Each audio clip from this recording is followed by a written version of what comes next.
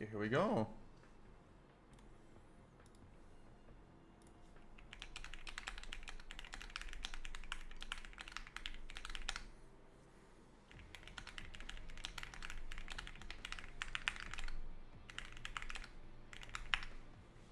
Hello, everybody.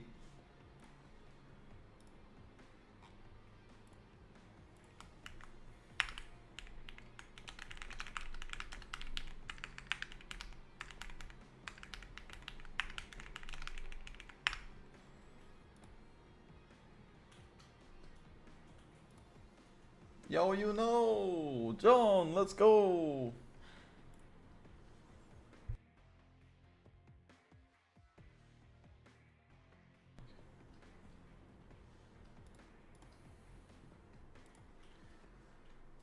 Let's fucking go, yeah.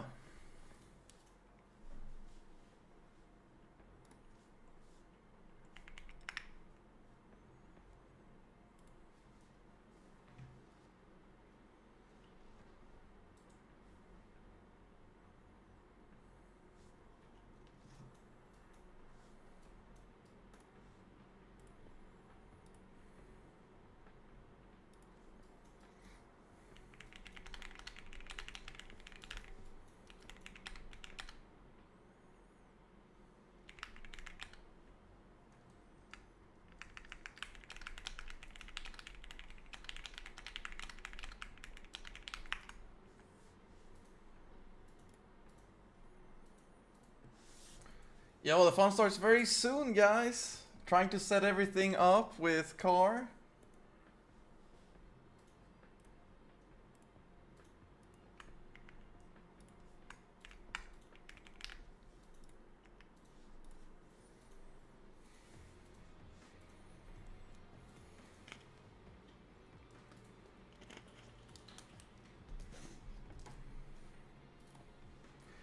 Yes, it's gonna be streamed from mine and car stream.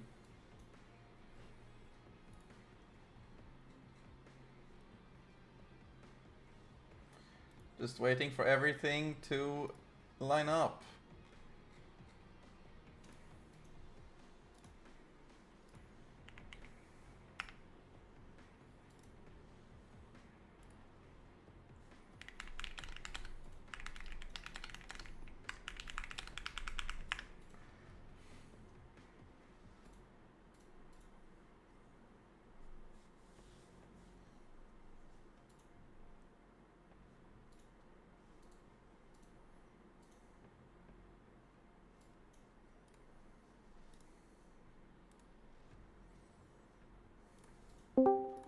Yo, what's up? Hello, hello. Hello, hello. Yo, brother. Let's go. Yes. Oh yeah, thank you for reminding me. Let me chat. I need y'all to tell me if you can hear Mr. Bread, especially you on YouTube. Yes. Hello, everybody. Hello, everybody. Can you hear me? Let's turn this on. Can everybody Yeah, I on need it. my stream hear car fine? How is that looking? Hello, hello. Mic test, mic test. Is he good? Should I up him, down him? All good? Question mark? Question marks. All right, they say you're good, Bread. On my side. All right. And we got plenty of time. We still got 5 minutes to go, man. How you doing today? Oh, I'm doing good. I just came back from a party like an hour ago. Sheesh. So my man's touching grass out here. Yeah, bro. Holy shit. Damn, people gotta like get older and shit. Wait, so, Bread, if you don't mind me asking, how old are you? I'm 27. I don't know, how old are you? I'm 36. Oh damn, boy. Yeah. Listen, I know. you've Almost had a decade on you. Yeah, a lot longer time to touch grass than me. Yeah, everybody's saying your voice is good, so it looks like we're good. Awesome. Sweet. All right. So, Brett, I was just telling them we can catch everybody up. Yeah. I have the bracket pulled up, but we were debating on we could have streamed like 2 of the games, but I think we'll just go together from the start. And I think we wanted to see the Ult Chad and Keker because we haven't seen Ultimate Chad, I think, in any of our weekly tournaments. But we all know Yang, Depore, Ronaldo, Sandalfon, Sojuke. We haven't seen on one of the tournaments yet, and then Lobo I've been asking about. Apparently he's in He's also in one of the Scarlet Sister Guilds, right? So we got some big hitters in here. Yeah, this is definitely the most exciting weekly tournament we've got so far. There's all good players. And if I may be so presumptuous, I think, to me, the Old Chad versus Keker is one of the most exciting ones of today. Because Old Chad doesn't play much RTA on the ladder, but he is secretly one of the strongest players in the entire global. Listen, Brett, he may not play a lot on the ladder, but this guy used to snipe me all the time when I'm just doing my Fearless tournaments, man. Yeah, I'm just trying to get my tourney win, and then this guy comes through and cleaves me in two. So yeah, I am excited to see that. In my opinion, currently the strongest cleaver on global. Okay, I thought that was Sojuke, but you know what? All right. I mean, Sojuke is always the rank 0 cleaver, so it's hard to beat. Okay. But we'll see. We will definitely see, Mr. Bread. Okay, all right, 3 minutes. Let's see, is everybody... I think are still waiting on Keker and Ronaldo, guys. If you guys know Kek and Ronaldo, please at them. I mean, honestly, we're not on like the strictest time, but I know, you know, Brett is probably kind of late there, so we don't want to, you know, take too long. We should try to get on schedule. I don't mind. I don't mind. We just vibing. Sounds good. Yo, what did you have? Was it a house party or what? No, did you have a little drink? No. My cousin just turned 18. You know, everybody was showing up. Oh, okay, cool. Just had to go. You know, it is how it is. Gotta show up to your cute little cousin's birthday party. Although, shit, bro, the difference between you and your cousin is about the same age difference between you and me. Yeah, bro, you're old. Jesus. Yeah, everybody's calling me old. Well, you know what? 27, guys. I would say, chat, 27. No offense, man, but yeah, guys, y'all are past your prime, okay? You've joined the oldies after, like, yeah, I think 27 is actually the number. Mm-hmm. Yeah, I felt it. Like, when you hit 27, like, it's just downhill, honestly, like, age-wise. Hey, he ain't wrong. Guys, on my side, if you haven't somehow already met Mr. Bread, one of the best RTA Etheria gamers of all time. Brett, I got to get you onto some other RTA games, which we won't mention right now, but yeah. Yeah, it's... Let's see. Okay. I mean, I have played some others, just not as seriously. So, but I am aware. But yeah, now this this is what I'm excited for, though. Oh my God, I have played both of these personally many times, and they are both very hard to beat. So I am very curious to see how this goes, because I don't think they have played each other much. I love the rundown, Brett. So we're going to get started here in just a sec, everybody. Thanks so much for tuning in. If you haven't already heard, Keker is the EWS winner. He's been cleaning up a lot of these tournaments. And then Brett just gave a awesome rundown on Old Chad, one of the best cleavers in the business. And Brett, right? We haven't seen too many cleavers in these tournaments, especially with the latest, like the last few months been kind of run by bruisers. So yeah, I think it's going to be an exciting one for sure. So yeah, definitely with Plume and Hizuki coming out, Cleave and CC Cleave are currently the, I'd say personally, strongest things to run and the most represented on the ladder. Currently, there's still like some of the top players are sticking to the Bruiser because they're just very good players and they were already very high rank. Like Keker and me and Luca, for example, are all still playing the Bruisers, but we're starting to struggle.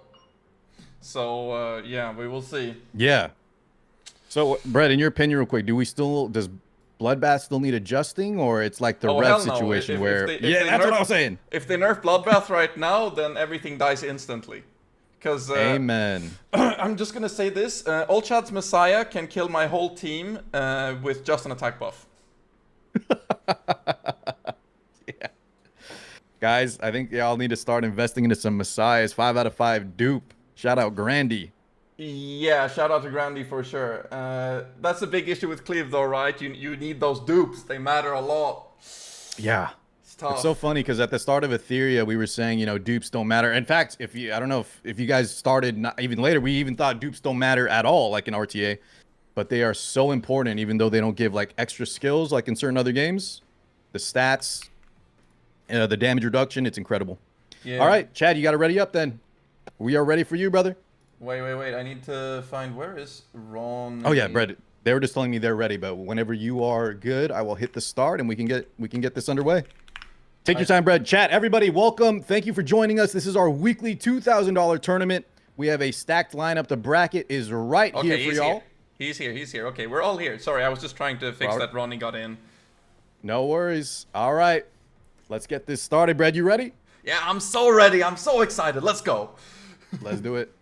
So, guys, this will be a best of 3, and we're only going to watch this match in the quarterfinals. Old Chad Gamer versus Keker. We will alternate. Loser will get first win, or yes. first pick. We have, of course, Keker banning Messiah and Old Chad banning Tiamat, the 2 best units from each side in the matchup. Tiamat destroying all the damage dealt from so many units except Messiah, and of course Messiah is going to be banned. So, Plume first pick, like every game since she came out. Not unexpected. My God, man. Yeah, this character is ridiculous. She really does it all. She cleaves, she can control, she can bruise. Actually, maybe not too high in the control, but I just feel like she slots nicely into almost every single she slots into literally draft. everything. She's super good in control, she's super good in cleave, super good in bruiser. Yeah, she's just so good. And then, of course... And it's so funny you can... Oh, yeah, go ahead. Yeah, so of course we have the Lilium, which is one of Old Chad's best picks. He has probably the strongest Lilium on the server, in my opinion. Mio, because Keker has a super fast Mio, so he feels like he has to take it from him or get speed contested, which is always very scary, right? As a cleaver. Yeah, I've been seeing the Mio as the speed contest lock-in, especially versus control and cleave, and then Keker with the Hoyan lock-in, which is very nice, especially combined with his Tiamat pre-ban. That is one of her hardest counters. She cuts right through the passive. Yeah, I think... Ooh. Oh, yeah. Fred, we got a Mia for an extra strip from Old Chad Gamer pushback as well. Yeah, we have Mia, one of the currently strongest characters in the game for sure. And Hizuki is like a breakout star. Like everyone's like, oh my god, Plume is so OP. She's gonna come out, ruin everything. Actually, Hizuki, quietly, S tier unit as well. Insane in CC. Yes. Oh, Brad, just real quick. I think we need to let the players know to start their own matches in a best of 3 and just report to us. Is that what I believe that was the lineup. Sorry, guys, I was making the room. Hold on. Yeah, Brad, take over for commenting. I'll add them in the Discord. All right, do that. All right. So we have Keker picking up the Lily here. Importantly, Lily is usually not that good into CC or Cleave, but he has it on Amber, and he probably doesn't want him to for Old Chad to pick it up. And then the Reaper Steps Ling Law, which is one of the currently best characters into both matchups. This is going to be very exciting. Ling Law is also one of the highest ban priority targets. Currently one of the highest ban priority targets. And then comes the Batsby, one of Old Chad's classics. He has super good one. Holy! The fish is in action, and I know a lot of people will love to see this Batsby guy. Yeah. And you might he notice, does some insane damage. He's on Sword 7. It works perfectly. Oh my god, Brad, we got some of the new shells underway. Yeah. I do notice Old Chad has some level 1 units, though, for one of the best players. But as a cleaver, maybe the health doesn't matter. Here we go with the new background. Yes, let's go. And here we have it. Oh my god, Keker is fastest. Keker's Lily is giga speeded for this. That is some speed, and if Old Chad is a self-proclaimed cleaver, yeah, getting outsped is really, really rough. Well, Keker decided to play a fast Lily for this tournament, apparently, because he usually does not run a fast Lily. But it was not enough to push past the Mia. And yeah, so Mia goes straight into the new character, the new 4-star SR. And it's a full Petrify! Let's go! There he is. Oh my god, guys! Here comes the Batsby! And it's pretty big. Holy! Pretty. Beautiful play, too, during that Petrify, so the Hoyan, no reaction. And it's all stunned. Let's go with the Cleave. Oh my god, ladies and gentlemen. Old Chad Gamer is out here taking out one of the best. Yep. Batsby! That looks done. That's 1-0 for Old Chad, and this is how it's gonna go. It's gonna be fast or nothing.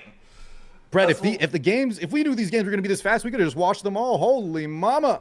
That was one of the reasons why I was like, yo, might be able to watch another one, guys. Well, honestly, we can play it by ear, I think. The rules are ultimately up to us. Yep. So but that's just kind of what they wanted us to say. if this is really fast, we can just jump in one of the other lobbies. I think that's gonna be super fine. So we'll see. Maybe they can go longer though sometimes if it goes CC. So we will see. Correct. All right, so guys, so old Chad goes up 1-0. This is a best of 3, so now Keker will have first pick. Yes. Keker going in first here, very important. Lets him get the plume once again. Very good for cutting. Now old Chad knows about the fast Lily, importantly. This means that maybe the Mio from Keker isn't as scary. Because everybody in Scarlet, because they're both from Scarlet, right, knew that Keker's speed contester was a Mio. So old Chad respected that, but maybe he swapped it over to Lily now. So we will see how that turns out. I'm very interested what old Chad will do with that information. So yes, yeah. Sorry, Brett. I'm just responding to some players. If you don't mind taking the wheel for just a little bit longer. Don't worry about it. Don't worry about it. As mentioned, we of course have the Plume first pick. Same bans here. I don't think the bans are gonna change for this matchup here. And there was always gonna be the Lilium here as the pick. Super important unit in the matchup, both for the control and the cleave aspects, regardless of what he wants to do. And now, as you see, he is questioning it. Should he pick the Mio again? It is a good pick. Mio is a very good unit. Has Keker lowered his Mio enough that it matters enough to not take her? He respects it. He decides no. He probably has both a fast Lily and a fast Mio. So here we are. Same situation as last time. What is Keker gonna do to change it up? He knows he has to change something. 100%, because even with that Lily cut in, right, the old Chad, the rest of his units kind of came in hot, and that Batsby, if he gets going, the Petrify from the Hazuki was insane. Here we go, Frey on second pick position. Last time he locked in the Hoyan. We're going to do it once again from the side of Keker. He's going for it again. So importantly here, Freya is one of the best being contest units. Everybody knows this with the Bulwark interaction by now, that if you have Bulwark on any of your other units, they're also going to get pushed extra. And with Plume and Freya, the push is absolutely crazy. You have to respect it. Crazy indeed. There's a lot of tech we can do. Oh, bro, we're seeing once again Mia. Yeah, I'm a little sus here. I do not know why Keker locked the Hoyan. I do not know if I think that is the best choice, because into this Mia lock, it is very scary. Keker has to have some extra plan here, I think. Yeah, the definition of insanity. We're just kind of repeating. We're going through the same exact process. Keker's got to change it up here on 4 and 5 because it's almost the same exact lineup. I think it could be the same thing, but actually ban Hizuki. That could be a thing that Keker tries, because Mio has a way lower chance to hit than Hizuki, but I'm not sure. I think we have a Ling Low coming through. Leaving it too much up to chance, in my opinion, for Keker. So we will see. He goes for the same? Is this just what he's decided he's going to do? And if it doesn't work, it doesn't work? Yeah, honestly, maybe that's the one game plan. Rely on maybe, hopefully there was some bad resist, like you were saying. We could change up the post ban, essentially. But it's looking, guys, like it's going to be a very similar draft. Yeah, I think it's like, Hizuki is currently the hardest unit to resist in the game, because she has a 100% chance to apply rest down. So basically, the opponent's resistance doesn't matter, because if you build enough effect accuracy, it will cancel out, right? And it has 100% base. Like Holden, if you build max effect accuracy. Yeah, very well said. Multi-hits as well. And then Codex to boot. Yeah, and then it hits again with the Petrify after the resistance has been lowered. So it's always 100% chance. So you have to only 10% resist it, which is crazy. We see the Freya taken out of the equation. Keker in response goes for the Mio. Same draft. I do not think this favors Keker. Maybe he's trying to push a different unit than Hoyan this time, because Hoyan didn't cut. Maybe he goes for the Ling Lo push or something. But I don't know. He's got to change it up, right? Yeah. Yep, exactly like you're saying. The Ling comes through, applies the S3. Yep, and Immunity now for the squad. Oh, actually, the Plume managed to cut with the speed up, and that is huge for Keker. Now everything might change, because the damage might not be enough with this, but there is going to be a lot of CC still, I think, here. A lot of CC coming through. The Quills do reduce the damage. And I do think that might be game. That is a very unfortunate... Oh, that's going to be rough. Very unfortunate dispels for Chad. That is...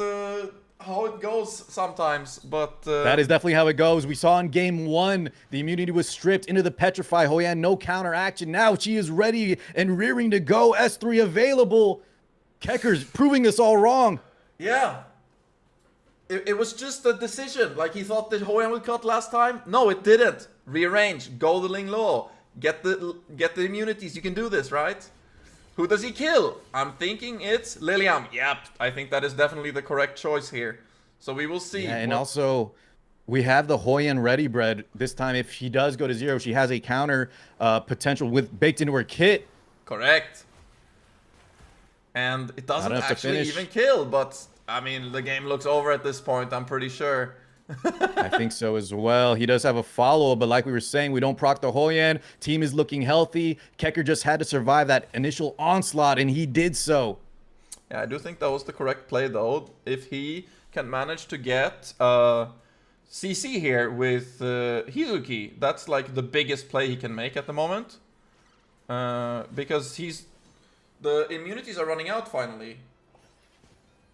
And That's be taking a little bit of chip damage. Ling Lo is gonna push, and there's no more immunity on anybody. So, if there's no purifies here... Oh, and it's the resist! Oh no! Oh no, Chad! It was not meant to be. Oh my god. Keker pulling out the... Gamer. Keker pulling out the just get lucky forehead seed. It works sometimes. Listen, if you guys are new to PvP gacha games, that is part of the equation. You got to prepare for the worst. Sometimes the RNG just bites you in the butt. It happens. Chad is not getting the best of the draw. Yep, There it it is is. a 1-1. Very exciting. Let's see who pulls through in the last one. And it's going to be an Alt Chad first pick. That's right. What is going to change? It's been Keker Yeah, ready first to go picking and quick. first in both games, right? And he has picked the Plume. No, I believe it was... Oh, yeah, but either way, whoever... now it's back to Old Chad, right? Yes, Old Chad has correct, first pick. correct. Yes, let's go. So, Old Chad, now, will he pick the Plume or will he not? Will the bounce change? We will see. I'm very, very interested here. It's always very dynamic gameplay with the tank versus Cleave. Yeah, and honestly, Keker is a player that can play a lot of different playstyles, right? But I see some questions on why is Keker not picking certain things. But right now, Old Chad's kind of playstyle is very, very strong. If you guys missed it, we were talking in the pregame how strong Cleave is at the moment. And your typical lineups of like bruisers usually are kind of just get cut in half. Yeah, see, that's the thing. So, when you ban Messiah right now, the Lilium actually can one-shot most of the bruiser lineup at the moment from Old Chad. Like, for example, his Lilium one-shots both my Sanya, my Ling Lo, and my Holden at the moment. Yeah, I'm assuming most of these, especially the DPS, right? 5 out of 5 dupes. You have all the extra stats, all the extra crit damage, and that 10% extra damage on top. Very good gear, importantly, as well. Because actually, I do think the gear is what matters the most. But here we go. He is going for the Red, we are changing it up. Angle. Yeah, the plume Very is out of here. Yes, because we have the first pick, Lilium, and we have no plume pick from anybody, importantly. Plume is not banned and not picked here. Very surprising. Very surprising. But I know that Chad actually thinks that Plume does not fit into Cleave as well as some others may think. For example... Isn't that so surprising? You have a unit that strips and defense breaks, and Chad, one of the best cleavers, is saying he doesn't like her that much in his own style? Well, he thinks it's still very good. It's just not one of the highest priors to him, which is very interesting. Because his units are strong enough to kill without the defense breaks. So then he would rather have other things to make sure that those units actually get to play rather than just increase their damage. Like more pushers or more damage dealers. Like, for example, here he's locking the Tsukiyomi and he's going to pick Beontin and another damage dealer, I'm pretty sure. I think he might actually pick the Yelly here, which is very interesting. Yeah, that's right. We need another damage dealer in case that Lilium gets banned. The Beontin, if you guys are not aware, revives crit damage. Very, very popular in these Cleave setups. And Old Chad is going to make great use of this character if she gets through. There's the Yelly that Brad was talking about with the Chroma skin. I am very surprised about this because I know this is why Keker decided to lock the Hoi An. I do not know what Old Chad's plan is here. I do know his Yelly is very strong, so I'm very excited to see what actually happens. Oh! It's got to be some kind of tech pick, maybe a tankier build. Blah, blah. Lilium, Yelly gets through. Freya was banned out. Here we go, guys. Yeah, Final game. I am fairly certain that everything of Old Chad's is just full damage. So we will see how this goes. Oh, and it's very unfortunate with the Mio being faster than the Beontin. But I think the... Oh my goodness! My God! Just let it rip. AoE stun Beyonce now ready to go. That is what we're talking about, and that is why his Lilium is insanely disgusting. And now what does he decide to do? Because this Hoyan is gonna probably kill something and rest something right now. Yeah, we were questioning the Yelly pick here into a locked Hoyan. Maybe gonna opt for some kind of S1 plays. Maybe it's a tankier build. Who knows? We have to be aware, though, that even though Beyonce has revives, Hoyan has extinction effects, meaning your characters cannot come back to the field despite that. Correct. So the Beyontin into the Hoyan makes this very interesting because the resurrection into big damage is not going to happen. This is not that type of game right now. But holy moly. We are seeing Holy moly the indeed, double Lilium. Lilium kill. And I am pretty sure he's going to S2 and... He did not kill. I see. And yeah. I do think Old Chad expected that to be a kill in some form. But if he did, his calculations were off by quite a bit. He's still at like 33% there. Yeah. The stun does land. The stun AoE, guys, only lands if the kill goes through. For anyone just that hasn't seen this Lilium character. But yeah, Brad, let's see here. Now we have the Hoyan ripping the skill 3. Big damage coming through. Yelly gets taken out and out comes the Mio. Yeah, this is very interesting. Because... Yep, and he's gonna go for a second stun. My God, the cycling between the Bayo, the Tsukiyomi, the pushes. Lilium has taken 3 turns, guys, back to back. But here comes some stuns. And it looks like the Hoyan is gonna get to take a turn, but then die. Oh, this is... Oh, what? I don't know what's gonna happen, actually. This is so exciting. Yeah, there's a lot of moving parts between the stuns, the turn meter pushes. And there's so much damage going out with the dots. And now the... Yeah, she's gonna come through the S3. So Lilium cannot be... Oh my God, look at the Jackal Guard damage in the dots. And here comes the S3. Will it push enough? Lilium does get to go, but she has She only lives! ult. But no stun here. Does he S1 the Hoyan is my question. I think that is the I think that's the play, right? You got to get some life back and pray you can survive long enough. And then now Beyontin's resurrections are live, importantly. If Lilium dies, she can get resurrected once again by the Beyontin if she doesn't die. Yeah, there are a lot of debuffs, but at least the Beyontin and the Suki are looking a little bit healthier. A lot of chip damage coming through. The double freeze! Hitting the freeze on the Beyontin! Oh my God, Keker, behave yourself! Nah, that's game over, and it's Keker taking it home! Good job, Keker! Holy, that was some very, very interesting games. Oh my lord. But what very a importantly, back and forth. Keker did not play anything actually big turn 2 into him. He decided to speed contest and use Hoyans.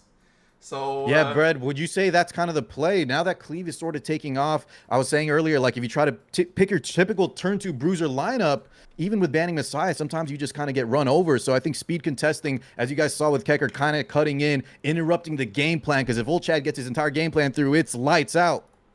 Yep. I think that definitely on the ladder, you're gonna be more likely to run into people running the full tank lineup like I am. Because Keker is so versatile, like most tank players are not. He can play all those speed matchups, and he has the Freyas, he has the Hoyans, he has the Plume built correctly for this, and he has the fast Mio, fast Lily, all these things, right? Yeah. And most players don't have that, and then you just die to the Cleave. But Cleave can always get speed contested. It always can. 100%. I think that's the thing that as the game progresses and more players are able to get, more resources to build up some alternative playstyles like you're mentioning. Keker, of course, is one of the best of all time. So we can play a multitude of styles. But I am glad that right now, we're seeing a big change up. Chat's very excited to see how fast of a Cleave match. We're seeing much different gameplay than previous tournaments. Yeah, okay. Should we cast another game, or how is it looking on the other lobbies? I am trying to check in with the crew, but I think they all already started. So, but Ronnie we might have had a little bit of an oversight. Ronnie is here. Yeah, let me. So Ronaldo and his opponent was. Let's pull up the bracket real quick. Yeah, it's Ronaldo and Sandalfon. Yeah. Did it finish already? Let's try to reach out. I will send them a message real quick. Sandalfon. Hopefully they'll send in the reports. Guys, we were thinking, right, that all the matches would happen simultaneously, but we picked the fastest match. And so it is very quick. Oh, okay, hold on. Brad, we might be, this might have worked out for the best because I think Ronaldo and Sandal have not started, so we can kind of just have them play here. All right, send it. Yeah, I'm just adding them real quick, guys. Once again, everybody, welcome, and thank you so much for tuning in to the weekly $2,000 tournament. If you missed the first match, man, you'll have to watch the VOD, the highlight reels, because it was insane. Yeah, that was a very exciting first game. Fast and furious, that's for sure. I like that, Brett. All right, I think they are ready. Random first pick, and I'm just letting them know you guys can play on stream. Okay, let's get this underway. Oh, yeah. Let's see what they decide to ban. These are two turn 2 players, importantly, but I know that both of them have some interesting switch-ups that we might get to see here. I think that Sand has some CC in his back pocket, and I know that Ronnie has a little cute Cleave draft that he might bring out. We will see what happens. Okay. But it might so we're going to see all three different playstyles between the two players, potentially. It might just be a mirror, though. My God. I'm warning you, everybody. This might take a little bit. Yep, The we Messiah have the pre-ban, though? Yeah, I don't think Ronnie knows very much about Sand. Sand is not one of the most well-known players. He's just going under the radar a little bit, of course. Yeah, that could be a big tell. If you know your opponent's bruiser, right? Messiah is not a great pre-ban there, but the Fusho, awesome pick there for Ronnie, one of the best healers at the moment. Yes, but Plume was open. Now we get to see a Plume and Holden pick, which is very interesting, letting the opponent have the Sanya Tiamat. This, of course, ensures that you have a Rahu on lock against a Tiamat on lock, which should favor the Rahu, right? But Fushu plus Sanya with a Tiamat is very scary for anything. Even a Rahu and stuff like that. Yeah, you have a lot of, Tiamat is a bruiser that can kind of get countered by a lot of different units. You were talking about the Rahu, right? The elemental advantage. Rahu just one of the better bruisers in the longer game. You also have things like Holden counters. Mizuki potentially could come out. And, but behind the support, like you said, between Fusho and Sanya, the two premier healers at the moment, this Tiamat character can carry entire games on her own. Absolutely. And here we have an extremely exciting pick to me. A Fortissimo... like red Gyaki come out. Two crowd control units from Ronnie coming through here, and Gyaki has no direct cleanse, so Sandal's got to watch out. A lot of debuffs coming his way. Yeah, and I was scared of this because any good tank player up to snuff has a good Casio and a good Mio in their back pocket. If you see the enemy is little low on that stuff after 4 picks, you just slam them. No one likes it, but it is such an effective play when, locking that in. Like you said, the top 3, top 4 year picks. Casio gets taken out. You can't let her through, and now we have a Mio making it into the draft. Now it's important, though. Is the Mio any good? Because I recently built my Mio, and she's a speed contester for me. She would die very easily in this type of matchup. So, we will see. This looks like a speed Mio, not Bloodbath. Yeah, it's a speed, right? Because of the, Coda can have a lot, but oh my god, triple freeze, Holden dodging. That's looking like a Strive plus Plume proc. Will he go for the instant kill on the Mio? It might be that the Mio has, like, 1 effect accuracy and 2 HP or something. Or, as we see here, it probably has some defense on it. With a Tiamat, that means a survival. That's very interesting. You go for the speed, but you have enough defensive modules that you're feeling confident when you have the Tiamat on lock. Very interesting play by Ronnie here. And, yep. Very good, obviously, with the defense. If you don't get defense down, if you have a healer like Sanya that heals off her own HP, you're gonna heal full HP from half in one go, right? Very annoying to fight. That's right, Fusho now getting set up. The speed, the supernova. She's just going to provide so much utility healing berries for her squad. And look at that. We were talking about, guys, the Fusho Sanya lineup behind that Tiamat is just going to give your team so much sustain, so much survivability. Yep, and here, yep, we get the freeze on Holden to really remove that countering potential for later. And importantly, the Chiaki got wounded. So she cannot help herself survive, and he's gonna try and go for the Tiamat kill. Yeah, and look at the damage. That wound enough there with no cleanse and available. There goes you're stuck between a rock and a hard place. Here we go, Tiamat activated. That looks like the game right there. Oh shit. Yeah, guys, this Plume character is very strong, right? All the debuffs she does, the quills, but in this kind of lineup, it was just too much momentum on the side of Ronnie. Plume not gonna be able to get enough, momentum going, and this is almost all she wrote. A little bit of signs of life with that Artisan, but I don't think this is going to be enough at all. Yep, yeah, this, the Artisans can pull through in some situations, but against Fusho, Sanya, the two best healers in the game, that is not happening. Yep, this looks like a Tiamat carry. You cannot allow this, Sand. You can't allow the Fusho, Sanya, Tiamat. Doesn't matter if you have Plume, the best character in the game. This is gonna beat it. 1-0 for Ronnie plays. Yep, and it was not that long. People say tank mirrors are snooze fest. I personally disagree. A lot of the time, there are a lot of important decisions, and then they end in 20 to 40 turns. That's a good length to me a lot of the time. It's just... I think it really depends, though, right, Brett? Because, you still see some players, and this might depend on where you're at, but like lower Mythic, you still see like 3 healers plus a Veronica, and I think that's when the players kind of get a little frustrated. But you're right. I think with the meta shifting, you mentioned that these players both can pivot, right? Either Cleave control, and so you don't see like the typical lineups that we used to see in the past. Yes, and I think a lot of the time right now, due to having to respect the Cleave, the control, and all these things from players, because people aren't that one-dimensional anymore. Then you just have to pick different things. You can't just go for the super slow, super tank. You just lose the control a lot of the time then. Well, this time around, Brett, we have a Sandal actually taking the Fusho, and Ronnie now going for the Plume. Try and maybe not give that Fusho plus Sanya Tiamat. We don't want to repeat history unless your name is Keker, in which case you just get by on pure skill. Correct. Keker just gets by on pure skill. We other mortals have to toil a bit differently, sadly. Just change up the draft here and there. Keker just built different, it goes how it goes. And here, as mentioned, we have the Doki early pick to respect that CC. He didn't know what Ronnie was about. The fact that he had those pocket picks, Mio and Casio. And if there is no Doki or any Lilium in the draft, they're just free.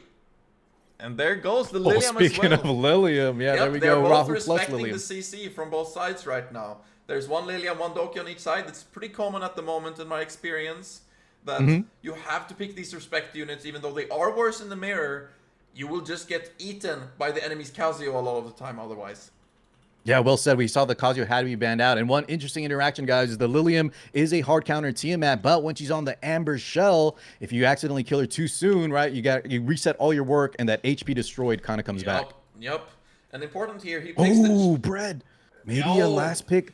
Wait a second. I wanted to see these Heinriches coming through from the Bruiser players. Yeah, this is very exciting, because Heinrich before was not that exciting. He was a bit too squishy even on Bloodbath. But now, you pick the Dark Moon so you get some effect accuracy, and you run him Bloodbath like HP defense, just like you run Plume.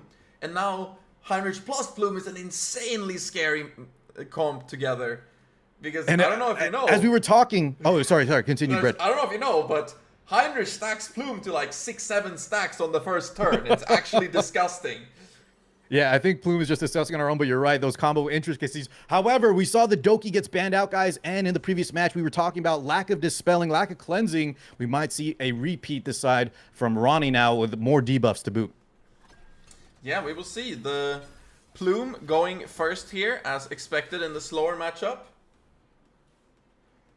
And we have Ronnie here considering should he go for the heal. On the usual thing to do is go for ult on Sanya herself, but since you are on Jackal, it can be worth hitting immediately to get that speed off. But we do have the ult on herself, get that healing strong immediately. And this game, folks, is looking like it might take a little bit. We will see. But Heinrich is coming in strong here. He does have wound for the second time when he goes around, but he decides to go for the block right now. Yeah. A lot of debuffs coming through from the Heinrich.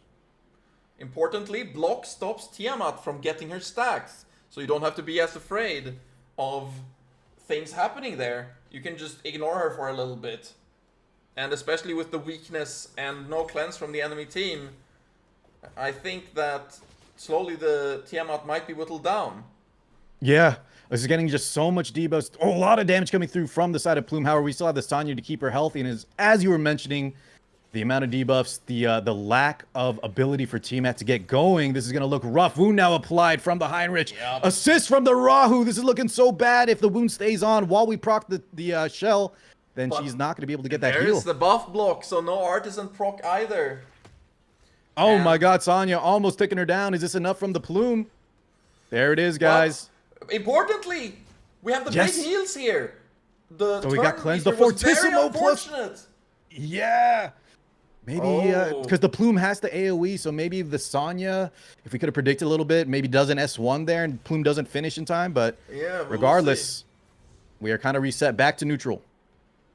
Yeah, that's the big thing. That was very excited about the Fortissimo Chiaki. You can get those turns where she just full heals people out of nowhere. Like no other healer really can do right now.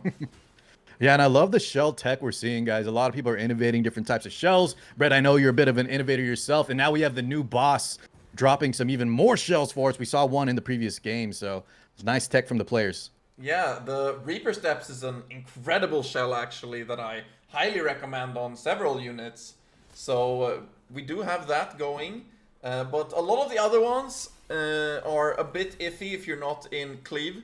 So definitely, if you're a bruiser, mostly look towards that. Look at this damage adding up. The Rahu assist, the Jackal Guard activations, Plume AoEing now. This could be a dead Foo show. Yeah, it looks like it. Yes, that lands hard. Ronnie has a very good Rahu. I have lost to it several times. Very annoying. Yeah, Rahu's just a powerhouse, especially after the buffs he received. Heinrich Dark Moon activating. We have the second life already taken out from the Tiamat. Signs of life were coming out from Sandalfon, but now in a 3v4 scenario, I don't know if he can climb back. Tia trying her best, but even this Heinrich bread is still pretty tanky. Yeah, it is, and that's the thing, right? When you are able to build those HP pieces on him with Dark Moon, he's actually fairly tanky, even though he is one of the squishiest characters in the game. He seems to have put a lot of HP in it. And look at these quills stacking up, guys. And if you weren't aware as well, even if Plume somehow gets taken out, the quills stay in effect. This character is busted. Yep, that's the big thing here. And we're also waiting for when the Heinrich gets his skills up, because if the wound gets applied here, then it's gonna stay for quite a while. And it looks like next turn is when we have to worry about that from Heinrich. Will he die before then is the question, though. That's right. There was some big damage coming out. Sonya keeping him a little healthy, getting that HP buff, but sitting around 50%. He's in the danger zone. Look at that damage coming through from the S2. And that's the cooldown increase as well, so there's nothing to worry about wound-wise anymore. There's still gonna be the defense downs and all that, but you are definitely going to see some big heals from the Fortissimo Chiaki. But Plume is currently showing why she is so insane, making those damages so low, and also making Holden do basically nothing with defense down and weakness. So even though the Chiaki, the Fortissimo, the healing output is insane, the hidden potential between this Plume just providing so much value, the quills, the turn meter, the damage reduction, yeah, it's insane. Yeah, and we're noticing here that Red Chiaki is red. So our Rahu is not hitting crits. Very annoying. Oh, and we decided to go for the Tiamat to actually... Yeah, but hold on. Ronnie now my. taking some big damage between the Tiamat AoE, the counters. Holden, S1's ripping back to back. He's looking a little, you know, he's getting a little scared on his HP pool here. Yeah, and I'm thinking here, he's looking at Hu to S3, and he's scared that he can't do it on Plume, because she might go over the threshold and not get S1, but it looks like she was barely enough to still get the double heal, so that's very nice for him. Yeah, and look how much the quills are stacking up. The damage now, Plume, we've reached an equilibrium where the damage is manageable just for Sonya to heal. And Chiaki now 1 health in a dream. Can we proc the Rahu? No, we cannot. Oh, but we have the Jackal to finish it off. And here comes an Artisan proc, keeping Heinrich alive. And this is looking like it's about to be game, guys. No defense. The double Jackal guard between the Plume debuffs, Brad, the chip damage just adds up so much. It's very deceptive. Yeah, this is... Hold on. Yeah, the Plume stacking up so much and Holden having defense down. There's just no damage happening there. And here comes the Plume ultimate. Kite. And there's just going to be more hits into Tiamat whenever Rahu procs, it's a win. Wow, and there it is. Ronnie taking out Sand. Unfortunate for Sand, but Ronnie played that really well, I think. He did, yeah. That was some I really like nice the with the I like the playstyle from both players, right? We were saying they're both bruisers, but we did see some adaptations, some steals, some pivots on the 4 and 5. But Ronnie, like you mentioned, is just playing so well here. Congratulations. Yeah. Nice play to Sandalfon, but Ronnie will be moving forward. Yes, very exciting. And then that means that our next fights are going to be Keker versus Ronnie. And who won in the other two? I did not We are going to check in right now, guys. Sojuke won 2-0, it looks like. And Depore won 2-1. Oh, wow. I know a lot of people wanted to see the Young Depore match, but guys, it happened on the off stream, and it was a Depore 2-1, and we have a Sojuke 2-0 over Lobo. Damn. We have, very interestingly, this is the exact outcome that Chad actually predicted earlier. And I was like, nah, bro, we got some different. Nope, he was right. This is the exact outcome, actually. Very interesting. He's gonna hold that over me for a bit, I think. All right, just adding the players. So let's have we'll have Depore and Sojuke, top side of the bracket, guys, going into the semis, and then on the bottom, like Brett was mentioning, Keker versus Ronaldo. And we'll just have them. We'll wait for them to join the room. Yes, please. Guys, every game from now on will be streamed. Yes, every game from now on will be streamed. It's just unfortunate. It can be hard, especially some of these games can go very long. It's very hard for us to know because tank mirrors sometimes go those 100 turns, and that can take so long. So we had to set it on a bar like 2 on the first, and then we go through the rest. That's right. Okay, Brett, off to the races, man. These matches, you know, even with the Bruiser one, like we said, it's not even that cumbersome as it used to be in the past. So far, it's just been a pleasure watching the different kind of units we've seen. I thought Plume was going to be a little bit more oppressive, but honestly, we've seen some counterplay here and there. She hasn't won every single match she's been drafted in, for sure. Yeah, we are seeing her get through way more than usual, I have to say. And it's honestly been very exciting to me to actually see her in the games. It was mostly in the Chad game that she didn't win, because I think she won both the times she got through. And no, actually she didn't win against the Tiamat Fushu. Yeah, that's one of the biggest counters to Plume, is the Tiamat plus Fushu. And then there's also, if you add Veronica into that mix, then it's basically a free game actually, because all those characters love when she does her AoE, and they just keep pushing up, keep ulting, and it's just over. Yeah, there's so much interactions going on. If you're a little bit newer to Etheria, a lot of hidden passives, buffs, that sometimes it might be overlooked, the actual power they're bringing to the table. But here we go, Depore actually taking out Yongo, one of the other cleavers in the tournament, and you see a Fusho Sonya. We highlighted the strength of these two characters coming through, so Soche's got to watch out for a potential Tiamat on the third pick lock. Yes, and that is very scary here. I do think that the best answer to a Plume first pick is the Fusho Sonya, if you know both our tank players. And here we have Sojuke allowing the Tiamat third pick. Yeah, very similar draft to the last game we saw. And importantly here, Depore has one of the best Tiamats on the server, so I'm very skeptical about this. So we will see. He has very strong characters. His Lilium is also pretty darn strong. One of the stronger tank Tiamats.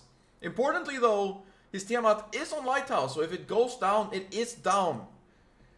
And the fact that the Depore Tiamat is on that Lighthouse, like you're saying, we have that Lilium kind of protect. Maybe it's a good pick on its own, but now we don't have to worry about it on the other side because that HP destroy the cutting off that lock is going to be pretty tough for Depore to handle. And here we have Sojuke doing one of my absolute favorite draft styles, which is big damage bruiser drafts. I love That's a favorite. That's a bread favorite, huh? I think that might be one of my favorites too. Yeah, bro, I love doing these. You can open with Plume or any of the others, and then you just draft like Holden, Rahu, Lily, Lilium, and then... Yep, and that, I think, is why Ling Luo was not picked. Oh my god. Because Ling Luo is one of the best healers here for Sojuke to pick, but sadly she's countered by Veronica, so he was too scared to pick her, so he picks the Chiaki, and there goes the Veronica. Yeah, both first picks taken out. Importantly, Vero is weak to Holden, and Holden is still here, which I'm very surprised about. And this Veronica unit is insane, right? Not only can she finish matches, the S2 doing so much damage, Halloween's going to reset those so quick. She has a lot of utility between the buff steals and provides a lot of survivability between her HP scaling barriers too, the shields. But what if she gets cooldown reset by Holden? That's one of her biggest weaknesses. So we will see if we can manage to get that hit through from Sojuke. That's going to be one of his biggest win cons. If he can manage to keep the Veronica from doing any real harm. And yep, we have the AoE Origami Guardians on everybody, preventing the Lilium damage as well, importantly. Yeah, we've seen this red Chiaki, like Brett said earlier. Red Chiaki is red. This character's been coming out quite a lot, and she hasn't been so effective in some of the other matches with all the buff block, the anti-heals, the lack of cleansing. But in this Bruiser vs. Bruiser lineup, the Origami, the damage reduction, the amount of healing she puts out is going to be very, very strong. Yep, and there we saw the counter from the Tiamat was actually bad for Depore, because it pulled the Rahu below the 60% threshold, so Lilium does less damage. I'm very surprised he decided to go for the ult, but still taking out though that Tiamat S1. Anyways, the big Tiamat from Depore coming in. Oh yeah, that's some big damage. And oh my god, it is an unlucky game for Sojuke, hitting the Bramble into missing the cooldown reduction. Oh, that's tough. Yeah, 3v4 scenario for Sojuke, and his opponent looking so healthy. Tiamat activated as well. This is not looking good for him. Oh, but here we're seeing some Lighthouse activation, getting some healing, and some of that turn meter back. So that is... Oh, this is looking sketchy though. Everybody knows that Holden is countered by Tiamat. And Tiamat with the Sanya is very, very scary. Oh, this is getting a little hole there though. Yes. Chiaki now ready to go. Holden, don't count him out. Yeah, he's gonna try and get rid of that Lilium as fast as possible. But Veronica is still there, did not get cooldown reduced. Ay, those buff steals and shields are gonna help keep her up so much better than if it was just a Sanya. Oh, it's looking rough for Sojuke, I think. Can he get some... Victory might be escaping his grasp. Look how healthy he is now. So many buffs too. We were talking about the Veronica stealing. That damage between the Bloodbath team at damage share, not very much. And here we go, the rebuttal. Oh, it's a big Tiamat damage. I keep saying it, but the Depore's Tiamat, it's very strong. And a bit less so from the no buff Lilium, but still respectable damage. And yeah, here we go. There's gonna be an ultimate from the Lily. Will there be a Bramble proc? There will, and that should be game, I think. Yeah, yes. I think things were looking already bad, but that's just it, right? That's the last bit to just get the yield going through. Yeah, that was very, very Interesting. Just one-shotting that Rahu off rip. And I do think that might have still happened even without the Bramble proc, guys. I do not know. I think so as well. Because the Lilian would have done more damage with her ult, and I think that the Tiamat overshot the kill with the amount of damage she did.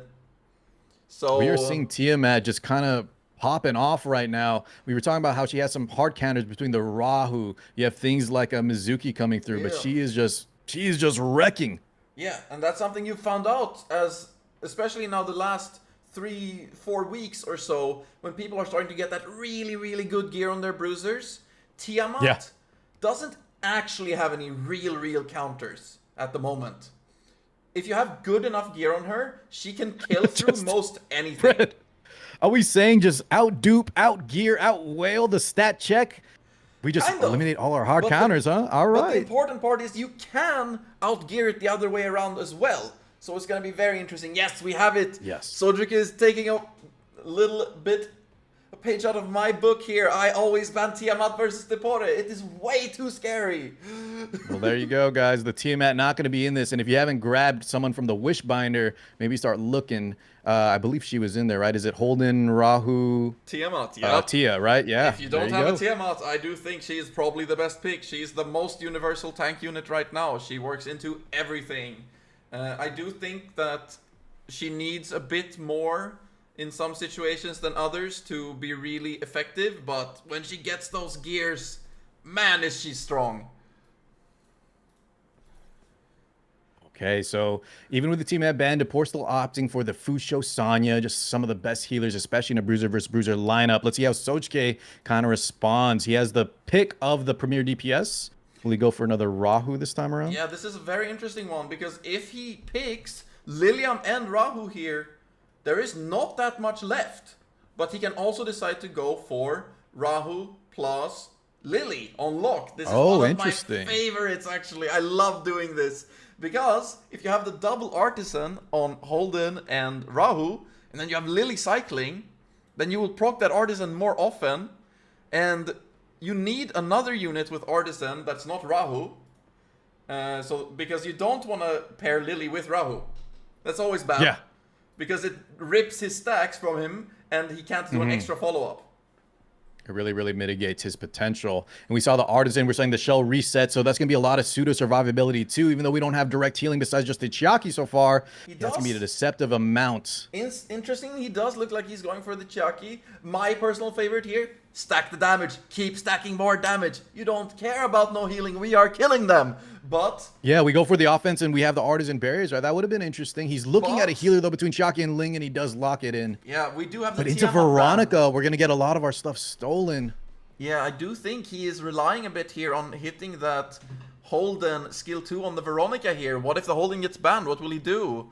That is looking like a very scary one here. Because I think you are currently forced to ban one of the healers.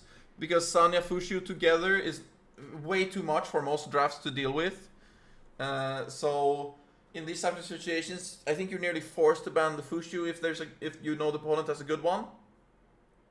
We've seen the Fusho, been banned out a lot here. Doki getting picked up from the side of Depore, cleansing utility between the turn meter push. And we have that Viper on the 5th big spot from Sojuke. Going to be a nice counter into that Lilium, especially on the Golden Lion. Going to pump out some decent damage.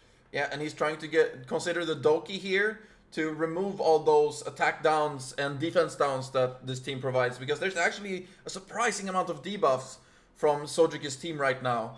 And we will see a lot of damage coming out, which is very exciting. I wonder if Depore decides to ban out the Ling Lo. Oh no, the Holden, like we were saying, gets banned out, so Veronica could potentially run amok. And if you want to take a Veronica, you have that Fusho Sanya combo coming in hot. And Fusho is banned, and I think this is looking very good for Depore right now. This is exactly what you wanted to see. But there is still the world where you just kill the Lilium fast enough. And he can't get enough damage going. So don't count him out just yet. We'll have to wait between the Golden Lion, Rahu assists. That's right. That's probably going to be his out here from Sojuke, is take out that Lilium. And even if you have the revive, if we can keep that tempo up with the Lilium, right, the revive will set her at the back of the bar. So potentially, it's not out of it just yet. A lot of the time, a revive is not enough. You will just get killed once again. Usually you Look at that have to- damage coming out from the S2. Not bad. Yeah. Depore has very recently skilled up his Veronica, I'm pretty sure. He talked to me about it yesterday, in fact. Dude, I've been investing in this character too, man. She is so good. She can do a lot of different styles as well. Here comes the Lilium S3 coming in hot. Oh, and it's a pretty decent chunk out of the Rahu. Seeing that, yeah, about 45% damage to him there. He's not gonna go higher than that. There's no rest or anything like that on Sojuke's side. Rahu Yeah, is and the locked. Viper not landing very many debuffs. And you also have a lot of cleanse on the side of Depore. So between this Lilium momentum, Sojuke is looking a little rough. Yeah. And But here we go, the rebuttal bread. Yeah, but it's very scary to go for the defense up here because the Veronica has the steal ready. And if Yeah, you and we saw the steal- S2 initially, right? So he has it available. If you steal from the Rahu here, you get so much. You get 2-turn speed, 2-turn defense up, and 3 Whale Prayers. Those Whale Prayers are gonna be very nice for extra healing for the team as well. Removing those debuffs and all that. So, yeah, we are seeing the cooldown reduction. This is also a very good play in my opinion.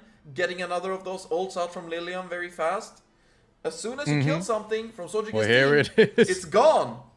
Forever. Yes, it is gone. Yeah, that's right. We have no revive. And one other thing, I like that Depore's target priority is the Rahu. We were talking about how Sojuke's out is going to be trying to lock out or kill that Lilium early. But now that this Rahu is getting really, really hammered down, Sojuke, I think in a 3v4 scenario with no Rahu, might not be able to finish the job.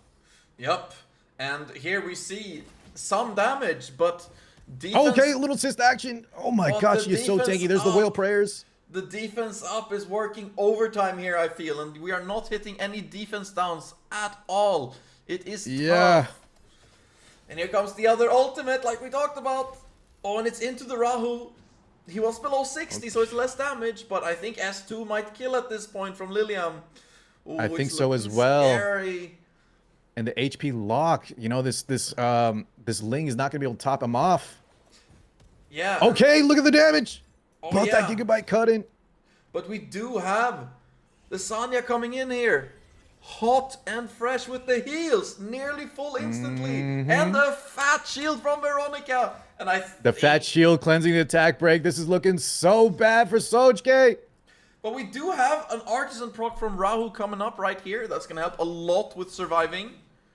And that does a lot. But importantly, the shield does not protect you from Veronica. So we will see. We are seeing a lot of damage stacking into that Lilium. He gets the assist. Still not enough, though. Oh, I'm wondering if He is hanging Sojuke's on. Rahu is not as skilled up as he would wish, maybe. We will see. Yeah, potentially. That could be a little bit of a lattice or a skill upgrade difference. And this Sanya on the Gigabyte is always just cutting in to top off the Lilium just in time. Yep, and here we are gonna Oh see my a skill God. 2. Will it kill through the artisan? I do not think so, but it's gonna be a stun. Oh, we are seeing an ultimate. That pushes the Veronica though. Oh, and this cleansing the stun is big. It has to cleanse the stun. Oh, It good does. job, Linglo. Good job. You got there. Signs of life from Sojuke, yes, and the Lily is ready to go too. Full skills ready. And importantly here, the Viper has stacked up. And the Lilium has both the heal ups from the Sanya. So if this Lilium dies, then a lot is gone for the side of Depore. But he doesn't crit Once with the again, look at that Rahu. Sanya cutting in. There is no crit from the Rahu, and that is so rough. Yeah, a lot of times these bruisers are built at like 85, 90-ish crit, maybe a little Yeah. higher, but that's how the games go. Ooh. Little bramble action. Will it kill with the defense down? It will! Oh my god, it's enough 11.9k. Lilium is out of there. Oh Hold my on. God. What an exciting game this turned out to be. And Yeah, and we talked about how we still have the Sanya revive, but with Lily still activated the speed up, it's going to be very tough for Depore to kind of get her, up and running without her just getting taken out and killed as soon as she's And we're revived. seeing big damage into the Sanya right here. The defense downs into Viper hits. Viper on 4 stacks with crit damage up. Actually, very cool. And we're seeing big heals onto Lilium here. But We if do the have Viper... the Doki following up. Decent Look at damage. this. Oh, the assist. Oh my god, why is the Rahu doing so little? Oh, there's no rat stacks. I just noticed. What happened to him? But I think it's over. No. Do you see that defense down? 5k, 4k from the Viper with all those golden lion stacks. It's going crazy. My God. Now there is a world bred, right, where Depore kind of whittles down here between the healing, the revive, the turn meter push, Veronica S2, stealing S3 potentially. He still could land some kills. He's not out of it just yet. And then maybe in the late game, revive that Lilium when the Rahu's out of the picture.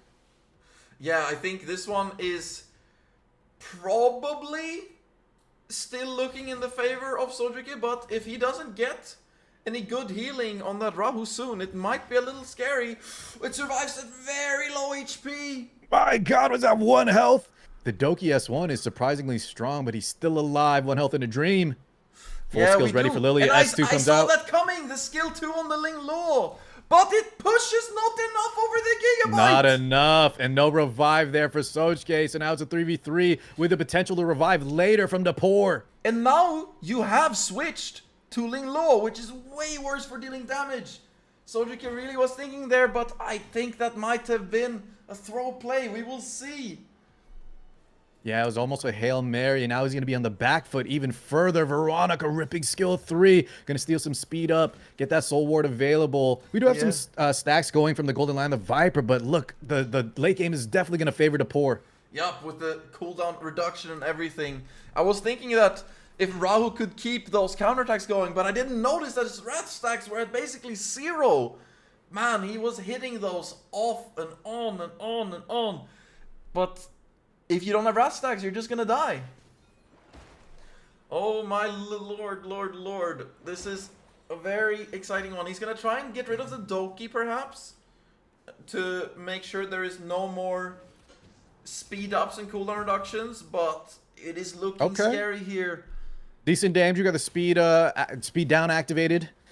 Sojuke's still trying to hang in there. This is his tournament life on the line.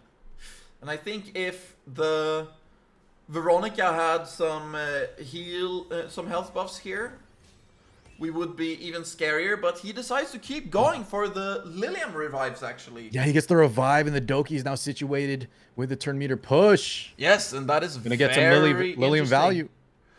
And there is no skill 2 on the Lily yet, so he cannot swap. But that play earlier might be really costing him at the moment. Yeah, I think if the Viper was just hitting, then we might be looking okay. But we're not there, and there is no cooldown down on the Lilium. So there's looking like there's gonna be at least a skill 2 there or something. I didn't actually check. Sorry. You are good. S3 coming out from the Veronica. We're gonna get some steal, some Soul Ward. Didn't steal any Whale Prayer, at least, or the S1. But here we go. S3 comes out. Immunity.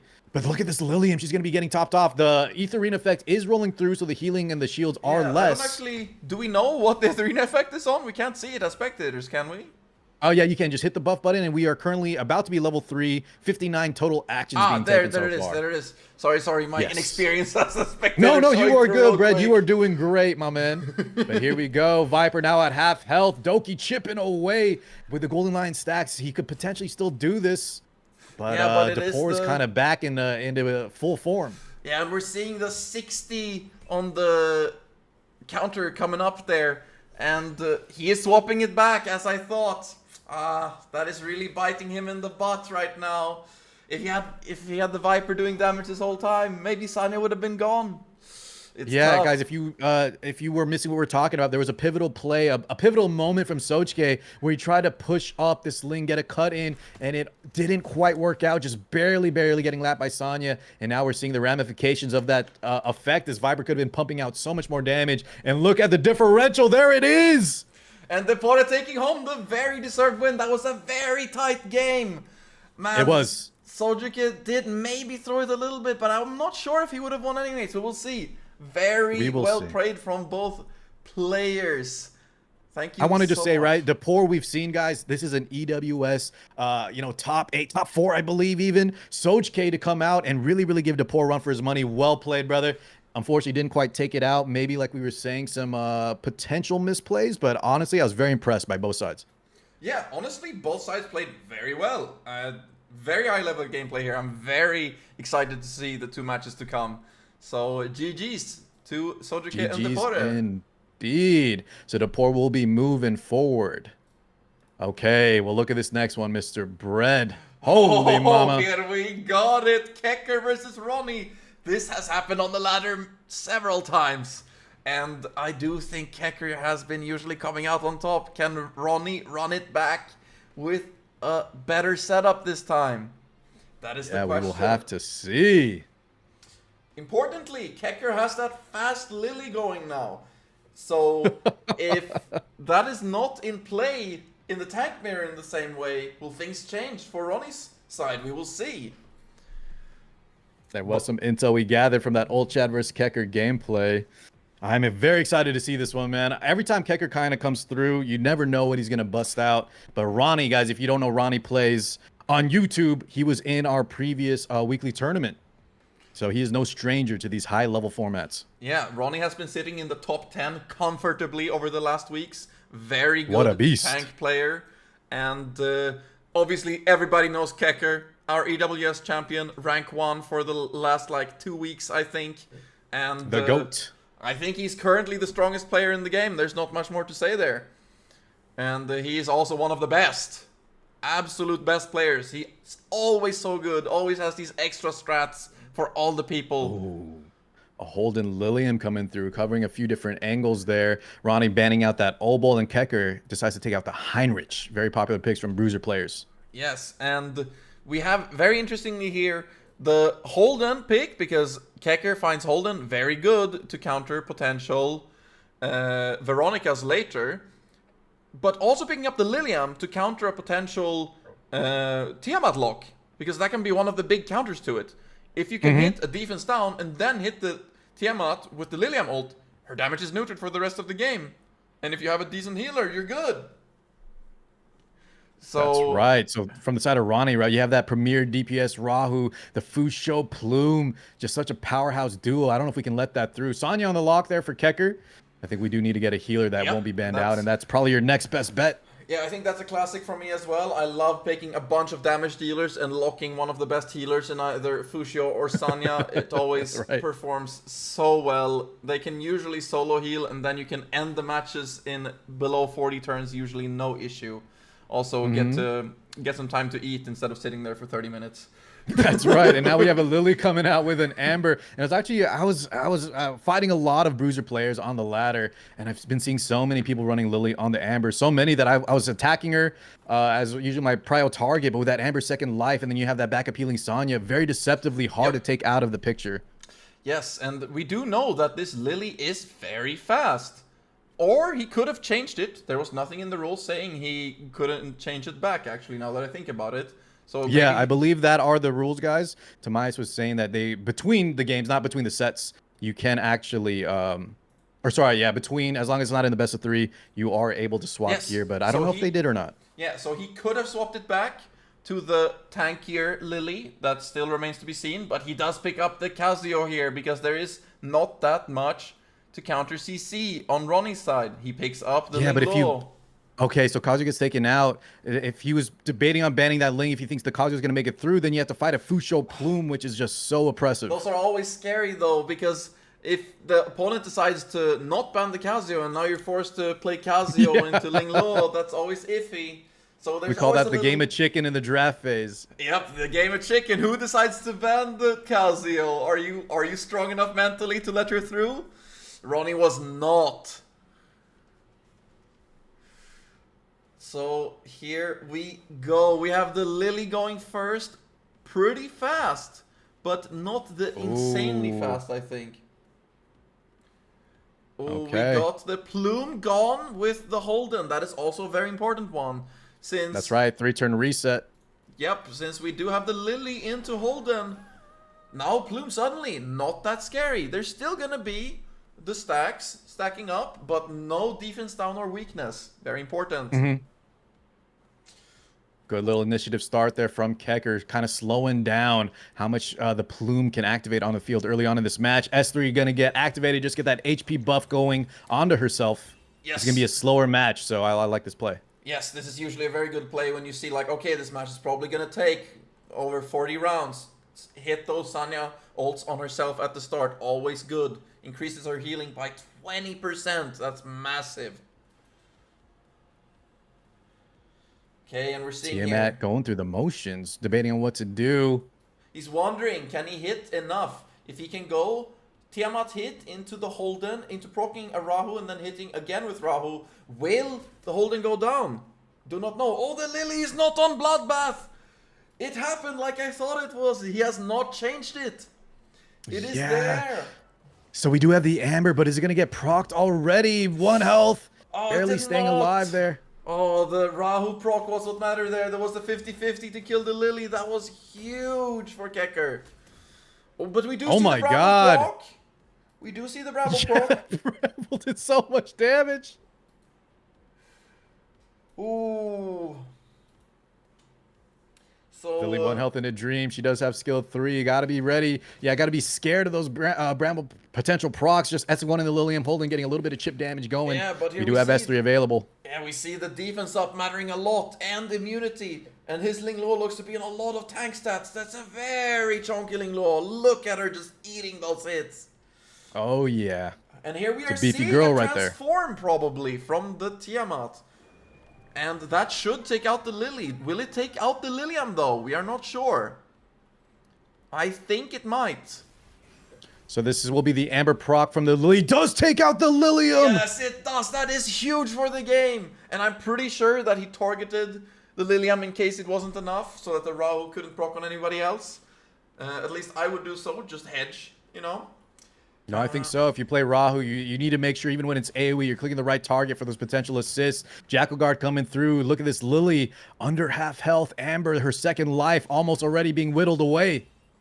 Yeah, this is looking very good in Ronnie's favor this time, actually. Very exciting. What will Keker do? Oh boy. Keker definitely on the back foot.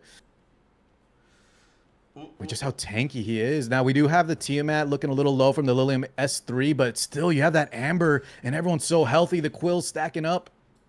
Yep, the Quills are going to take over this game soon if Keker doesn't do anything about it. And I do not think this Holden has enough damage to deal with that. And the Sanya is going scarily low. Oh lord. If we are seeing some Rahu procs here soon, we might see the Sanya just go down. Sanya looking worse for wear. Going to be able to get a little bit of healing defense break taken off. But now you have the Lily, her second life. So she is full health, but the Amber is gone. Yep, the Amber is gone. So now when Lily dies, no Bloodbath importantly. I'm pretty sure we saw no Bloodbath.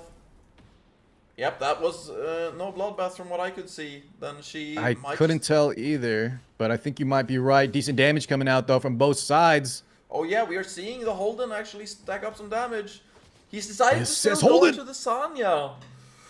Ooh. I'm wondering, the Sanya is starting to look fresh there with that HP. Very low. Ready We have for S3. killing. Yes, we just cast it on herself. If we put it on the Lilium, she goes back to the bar and probably just taken out by that Rahu instantly. So I like that play from Keker. Yes, I do think so as well. And here we are seeing the Plume getting taken down maybe. Oh, but she lives on just 1 HP. That is huge for Ronnie. We've seen that a few times now. These characters living at 1 health in a dream. Tiamat coming through.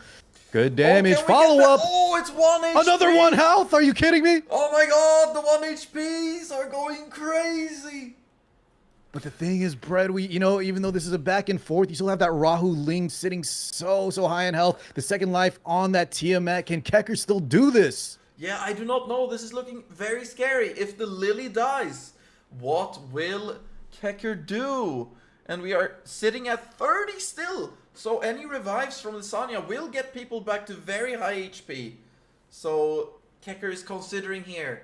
Does he swap the ult to Sanya or does he just keep sending it with Holden? The Plume is gone. Forever. Plume getting taken out. Yes, but like we said earlier, right? The Quills stay into play. Oh, there. Little damage. Lily living again at 1 health. Bro, the 50-50s are not going in Ronnie's favor right now. It's tough. But it's looking like... Oh, and there it is! Finally! There it is! That But Lily lives so the revive is up! The revive is up! We do have Revive, and the Holden is coming next. The Ronnie's units are a little bit farther back on the bar. What does Keker do in this position? A lot of options to go through. Yeah, but we do know that he just used skill 2 on the Lily, so even if he revives, he's not gonna get that much use out of it. So I am Does offer the Lily iffy on anyways. this play, so we will see. I think that Ronnie can pretty much ignore the Lily here in a lot of cases and be completely fine. Because there is a 2-turn cooldown on that Lily S2, and without it, she doesn't really do anything. Mm-hmm. Oh, but we might see do the have skill full 3 Ling. here from the Ling Law. Ay, ay, ay. Yeah, decent amount of healing. We are about to be in the Ethereal Effect level 2. But this is still in the earlier stages of the match. 3v3 scenario now. Oh, it is looking scary for both sides, though. Things can go down very quickly here. We have the Artisan proc, making sure Rahu stays healthy. Big ultimate S3 here. coming out. And he has immunity, so he can't get defense down. Oh my god, Lily importantly. once again at 1 health. Oh my god, this Lily has no right to survive this much. However, with a Tia follow-up, Ling coming up, I don't know if she's long for this world. Rahu assists is going to take her out even before. Yeah, Rahu says, nope, we're not doing that. And here I'm thinking it's going to be the hit into transform. Yeah, And- this should be it for And that should Keker. be it for Keker. Ronnie taking the first game. Wow, against the EWS champion Ronnie out here. Yeah, boy, Ronnie hitting it. Damn, boy. Not bad. All right, guys, what a play. Whoo, that was a tight one. Yep, Ronnie is not a guy to mess with. He's been sitting in the top 10 for a reason. I think I have kidding. a very scary win rate against him. I think it's like 50 or lower for me, actually. He's very good in the tank mirror. Well, he's well-versed. Top 10 means you got to be grinding out there. I mean, Keker's definitely, been playing a bunch too, but Ronnie, I'm so impressed, especially in this kind of matchup. Yeah, Ronnie has really been taking it up like lately. He was sitting in the top 50 for a long time, just toiling away. But he's really come into his own over the last 2 weeks. I'm very impressed with him. He's been playing it very well and built his units very nicely. And we're seeing it here, taking down the EWS champion in an important tournament. At least the first win. Let's see if he can make it happen. That's right. Ronnie opting for that Fusho into the Lily. We've seen Lily be picked in almost every game so far. This character is still one of the best, battling with the likes of Plume. She is. She has taken a bit of a hit, of course, because, as mentioned, Plume is now the best in the game, but she is still one of the best, for sure. Just second fiddle, which is nothing to scoff at, right? You were still one of the most versatile units, powerhouse, played in almost all the playstyles, if not all of them. And Keker now holding on the lock. Oh, with the Tiamat. Oh, yeah, we have the Tiamat hold and the big damage draft from Keker. I love to see it. Sonya hasn't been picked just yet. Ronnie probably going to pick up potentially here now that Rahu's on the lock. Oh no, opts for the Lilium, wants to get another DPS. Yeah, he goes for the Lilium, actually letting the Sanya through to 4 and 5. That's very rare. Wow, very interesting drafts from both players here. Keker doing one of my favorites, of course, but he's available with the Sanya still, so you're picking it up. I mean, sure, going for more damage is nice, but Sanya is still here. Of course we're taking her. That's right. We've seen this Sonya character. She is so good. Imagine this SR unit that's been nerfed so many times is still a complete powerhouse. Imagine if Beta Sanya was still here. Oh my god, don't even get me started, dude. Oh, look at that Keker on fire. Kraken is coming through. Keker Kraken for so long. I'm so excited. Let's go. What Whip those freezes, bro.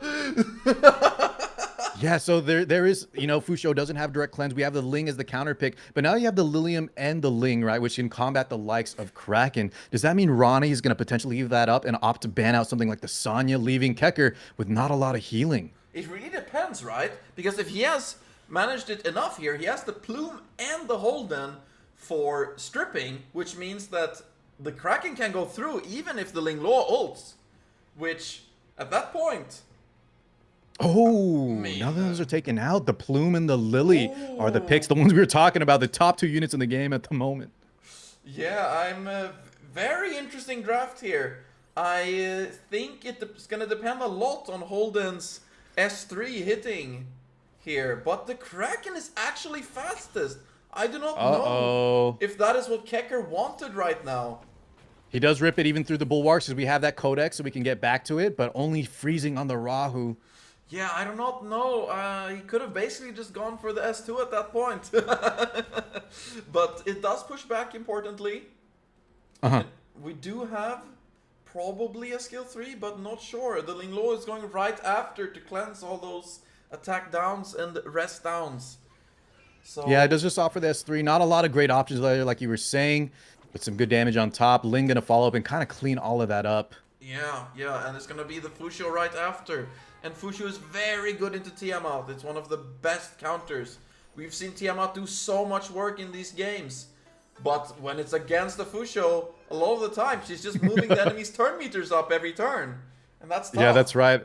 A lot of times you see the Fusho banned out, especially when Tia's in the picture. But this time around, the bans were the Lily and the Plume. So you're going to see this interaction. S1 damage coming out on that Lilium. Decent chunk taken out. Yep, and I just noticed as well, actually, because this Linglo is actually on Immunity and Gigabyte, which Ronnie has been doing sometimes, off and on, not always, and he decided to rip it out for the tournament. And that can be very catching off guard for anybody trying to run CC into her. Yeah, 100%. The Bulwark, the Gigabyte cycling, and look at that damage now coming around the Lilium Tiamat. Ronnie that has HP a very lock. scary Lilium. Definitely one of my premier ban targets against him personally. So seeing that damage, I'm just impressed that Keker's Tiamat survived with that much, actually.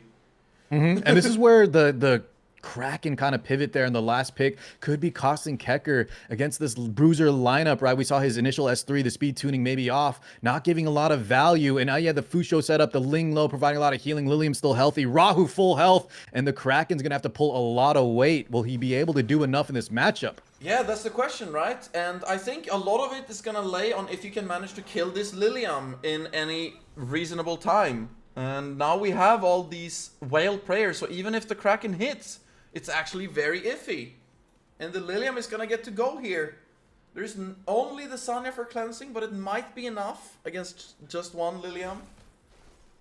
Yeah, he does go for the S2 on Rahu. Pretty good. Make sure no follow-ups are happening.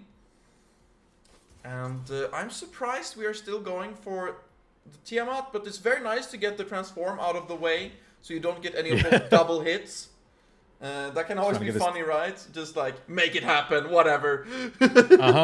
He has no fear, especially with that Fusho backing him up. Extra healing from the Ling. He's just saying this Kraken's a non-factor, prioritizing the Tiamat as his kill target. Yeah, and we saw the Kraken go very fast at the start, so he might not even be on Bloodbath.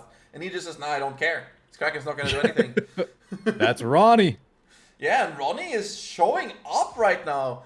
Just very exciting, actually. And I do think this Kraken probably has a decent bit of tank stats on him, though. We will see. Yeah, it looks like a decent tank there. And I saw somebody in chat asking why not pull out the Mio instead of the Kraken. And that can be one of the big reasons, I think, that Kraken, for one, he has both the pushback and the freeze.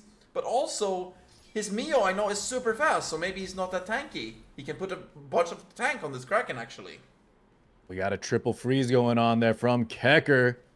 Still hanging in there. It's going to be a little bit of a longer lineup, guys. Lilium S1, chip damage coming through. Oh, but there's big damage from the Holden. Will the double?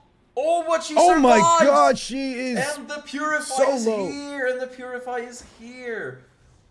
Oh, and we do get rid of the Rahu. Are we going for the S3 or the S1 is the question. The S1 would heal up and do a lot, but the S3 is for that big damage. So we will have I think he's got to calculate here. Will the S1 actually make a difference, or does he want to get that value from the S3 like we're talking about, the big damage, the HP destroy? Yeah, and he decides to go for the Tiamat once again. Make sure her damage is really just not in play this game. He's got to be careful now, though, with the Amber, right? We talked about the Amber interaction. If she does go to 0, that HP destroy will get removed, and she's back to square one. So now Ronnie's going to want to pivot, leave her at this low health, keep her damage kind of low. Just got to watch out for that damage share, right? Because the chip damage from Tiamat could bring her into that Amber range. And that is the reason he decides to not go for the skill 3. on his Rahu. It might have killed the Tiamat, and then all your plans are up in smoke. And that would be disastrous right now. Man, things could have been so different there if that Lilium was taken out of the picture, but Ronnie surviving, and now he is looking very dominant. Big barriers, shields for his Lilium, and the Tiamat is so low with that HP destroy. Yeah, and these are some very tight games actually. So many units surviving with so low HP. All these gears are mattering right now. I'm very glad to see. Oh, we are getting out of the supernova healing though, so the amount of healing this Fushu is gonna do is gonna be quite a bit less. But we do have the Tiamat on super low HP already, so we will see. Yeah, goes for that S2, does get a stun, the assist! It's actually a bloodbath Kraken that is that fast. Damn, he decided to go for that, huh? He put a lot of good gear on that Kraken. Very interesting. Yeah, definitely an intentional pick there from Keker. He's been farming up that Aurora during these 2x events, guys. Make sure you're farming in the background right now. But here we go, Sonya, S3 available. Keker looking very low on health. Yeah, this... Can he let the Tiamat? There is a rest from Sonya available, but I do not know. What does he want to do right now? I do not think the heal on Kraken is going to be as important as he hopes it is. So, he decides for it anyways. Very interesting. Only to half HP. That's a big HP Kraken. I'm thinking it's probably HP accuracy on that right side. It's tanky indeed. Holden now up to bat. Has full S3. Let it rip. The AoE coming in hot. Let me see the debuffs. Oh, not very big damage with that Fushu healing. It's actually crazy. This unit does so much. Are we seeing a skill 2 on the Rahu once again here, maybe?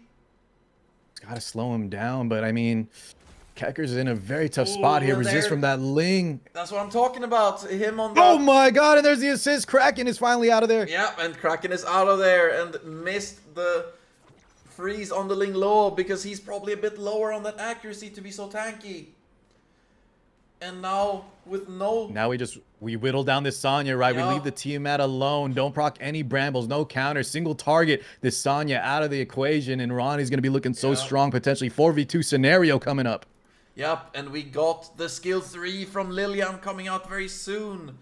If he can manage to get a defense down on this Sonya right before the Lilium goes, that could be game-winning. So we will see if the Rahu decides to proc or not. But he does not have a rat stacks, I just noticed once again. What are with these Rahus and not proccing their rat stacks, huh? Sometimes Rahu just sleeps on the job. There goes Tiamat. Does get brambled for her troubles. But we were talking about Lilium coming through now with the S3. Yes, and I know he has Harvest on this. It's going to do a lot, and it does a lot. Oh my god, that's a big hit. That is a big hit indeed. The HP destroy now. She is over 50% removed.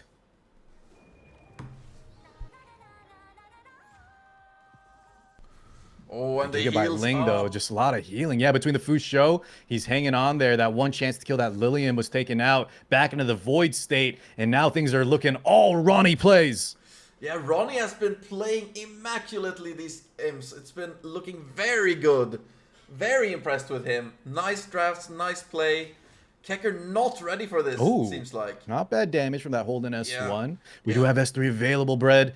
Sonya now deciding what to do here. So much HP destroying his side. The Kraken revive, probably not going to be it. Yeah, I'm thinking it's just heal herself. Make it heal more, make it last more. Your hope right now is that without the Fushu ult... Uh-oh, defense break. S2, it doesn't kill! Oh, no so assist. Close. So close. Does he go for the skill 2? He does. I'm wondering if this Ling Law skill 1 is gonna be enough. Between the damage share... Does it proc the Rahu? Oh, no, he just opts for S2. Okay. Say, no, I don't care. Just go for some Rat Stacks on Rahu.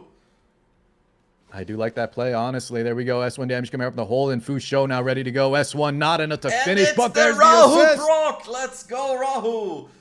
Oh my god, guys. EW is finalist. Keker is in trouble. Yeah, but now you have to start hitting to the Holden, and we do not have Fusho up just yet. So this is looking very scary. Oh, but we do have the Void. Very important. And the Artisan proc. Very fortunate timing there. Rahu just ripping him in. Little slap battle between the two premier bruisers. And now we're going for the big AoE plus attack down. Will it land stuff? It's not enough. Yeah, not bad, but not enough. Oh, but it is so close, actually. The Fusho, I think, is coming up here with her ult next. Okay, opts to proc that Tia there. Oh! Second life is gone. I think he thought that the Amber wouldn't go through. Did Ronnie? Wait, Rahu lives at 1 health, gets the Bramble proc, gets a defense break too. Fusho not ready, Supernova procking. Oh my and S3 god! comes in hot. Did Ronnie throw and then not throw? Oh my goodness! What a roller coaster, ladies and gentlemen. Hold on, though. Holden is ready to go. Oh, wait, Holden's skill 2 might just kill this Rahu off rip. Yeah, he's got to go for it. Oh my goodness. Problem is Lilium, right? You have 2 DPS coming through right after. Opts for the Lilium instead. And he goes for the Tiamat kill. Gets an assist, no Bramble proc. Rahu doesn't have S3, but there goes the Tiamat. Holden, 3v1 scenario. Can he do enough damage to this? Oh my god, he can! It's insane, Keker. Wait a second. Through. Holy moly. And Ronnie is beating himself right now for killing that Tiamat there. That was not the play, Ronnie. You were so close. I know that might have been what Keker needed. Now this scenario though, we have 2 healers, S3 available. We need a ton of counters from the side of Keker. It is adding up. Yeah, and these defense downs are gonna make the damage crazy. Oh my god, the Jackal Guard too. Wait, this damage is insane. Yeah, and I think it's looking rough. The counters are just too much. And with the with the Jackal Guard, he just speeds on through, and the damage is way too high. And I think in this 1v1 now with the Fusho just taking so much damage. There is no shot, I think. I don't think she can do it. This should have been Ronnie's game right there against the champion. It should have, but he took a gamble against the Tiamat and she decided to transform. Not good. Mm-hmm. It's such a weird interact. Anyways, what a game, guys. We're going to the best of 3. Game 3 now between Ronnie and Keker. Holy mama. Bro, this could have been the EWS final with how exciting this has been. Right? Holy crap. Ronnie giving Keker a run for his money. I would not have predicted that. Brad, we saw the back and forth. Ronnie made a slight misplay, but then the assist on the Rahu was able to take it out. And then that final, I didn't even know who was going to take it, but the Holden damage between the Jackal Guard, the Bramble, or sorry, just his inherent counter was enough to finish. And correct me if I'm wrong. Let's see here. Ronnie now gets first pick, correct? Yes, that should be a Ronnie getting first pick, and we wait for him to ready real quick. Wow, what an exciting game, everybody! This is exactly what I was hoping for with this tournament. I saw That's right. Thanks so much, everybody, for tuning in. Brad, let me just say real quick, the fact that Keker pulled that out, right, I think that's the champion clutch factor, guys. You might think I'm talking out the wazoo, but sometimes players just have that sort of aura, right, where they stay in. You think I think a lot of people in my chat were predicting Ronnie had it in the bag, right? You and I also thought Ronnie, but you just wait for those misplays. Keker just waited for some slip-ups, and he was able to barely clutch it out despite losing the draft, I think. Yeah, I do think definitely Ronnie did take that draft down. It was a very nice draft on his part. And he played it so well until that last moment. And one mistake is all you need against Keker. He capitalizes instantly. He knows what to do. He decided to go for the Lilium kill. He gets it. He knows he's going to kill the Rao on the next go-around. He's way more scared of the Lilium. Uh-huh. All the right decisions all the way through. Exactly. So guys, when the matches are close, when both players are very strong, it comes down to those micro decisions. And you saw Ronnie maybe do a slight misplay. Keker, though, making all the right opportunities to claw his way back in. And that's kind of the slight, minute differences that you need to take a losing match and just get that victory when you shouldn't have. He had no reason winning that, essentially, Brad, right? Oh my God. No reason. And yeah, we're seeing Nicholas in chat here mentioning that people saying Lighthouse Tiamat is the way. I cannot disagree more. That was not winnable without that Amber right there. Amber Tiamat is so impactful in some of these matches. You just cannot let her get that Amber proc, or she can just ruin the game in one go. Mm-hmm. It's so scary. It's such an interesting shell that always is kind of adjusted every balance patch that comes through. It does have some hard counters. We saw earlier, like the wound in a previous set, able to kind of nullify. But against units like Lilium, the Amber proc here, when Ronnie sort of attacked her a little bit too early between her and the Holden, really brought her back, like Brad was saying. And just a heads up, guys, Ronnie is taking a quick bathroom break, probably taking a breather too after that stressful match. So hopefully he is back soon. Yeah, he needs that mental reset real quick. I think that's a very good decision for him, to be honest, because once you take those devastating losses. It can be really easy to go in, miss an opportunity in the draft Oh, because yeah. you're still hung up on the last game. I think it's a very good decision for him. Just take a quick breather and Exactly. get back in it. He has the gameplay. He is good. He is back. He is ready to here. go, Brad. Let's get this game started. Holy. Yeah, and What a set. I obviously, Keker is my boy. It's hard not to root for him, but Ronnie has been playing so well. I'm very excited to see if he can take down our champion. Brad, well, that's an amazing part of casting, right? It's called the biased casting. Even though Keker is your boy, we just want to see great matches, and these players are putting on such a show for us and the chat watching. I think this just kind of shows that the Etheria meta, right, in the past, it's been a little iffy, but right now, even with the Bruisers, you see some exciting plays. And earlier, guys, if you're just tuning in now, we saw some actual exciting like Cleave setups too. So that the meta is a lot more varied and a lot healthier, I would say. Yeah, I do think that the meta right now is pretty interesting. Currently on the ladder, maybe a bit much CC Cleave, but on the top end, there's still a lot of bruisers still hanging in there. The very good players are staying. But here we are seeing the pre-bans are very interesting. Casio and Obol. So neither side wants to see CC, which is very funny. And we do have the I don't blame him. First pick once again from Ronnie. And Keker answers with the Plume Tiamat, and I think that's a very good answer actually, because the best answer to Plume can be the Fuchsia plus Tiamat. Tiamat out of the picture. Suddenly, and if I'm Ronnie Plume. here, Brad, I think giving, we had that match, we could have 2-0'd right there, moved on to the finals, and now you're giving Keker, one of the best players of all time, a chance to, adjust his draft. I think he might have slipped up a little bit earlier, and now I'm very excited to see how Keker kind of navigates this one.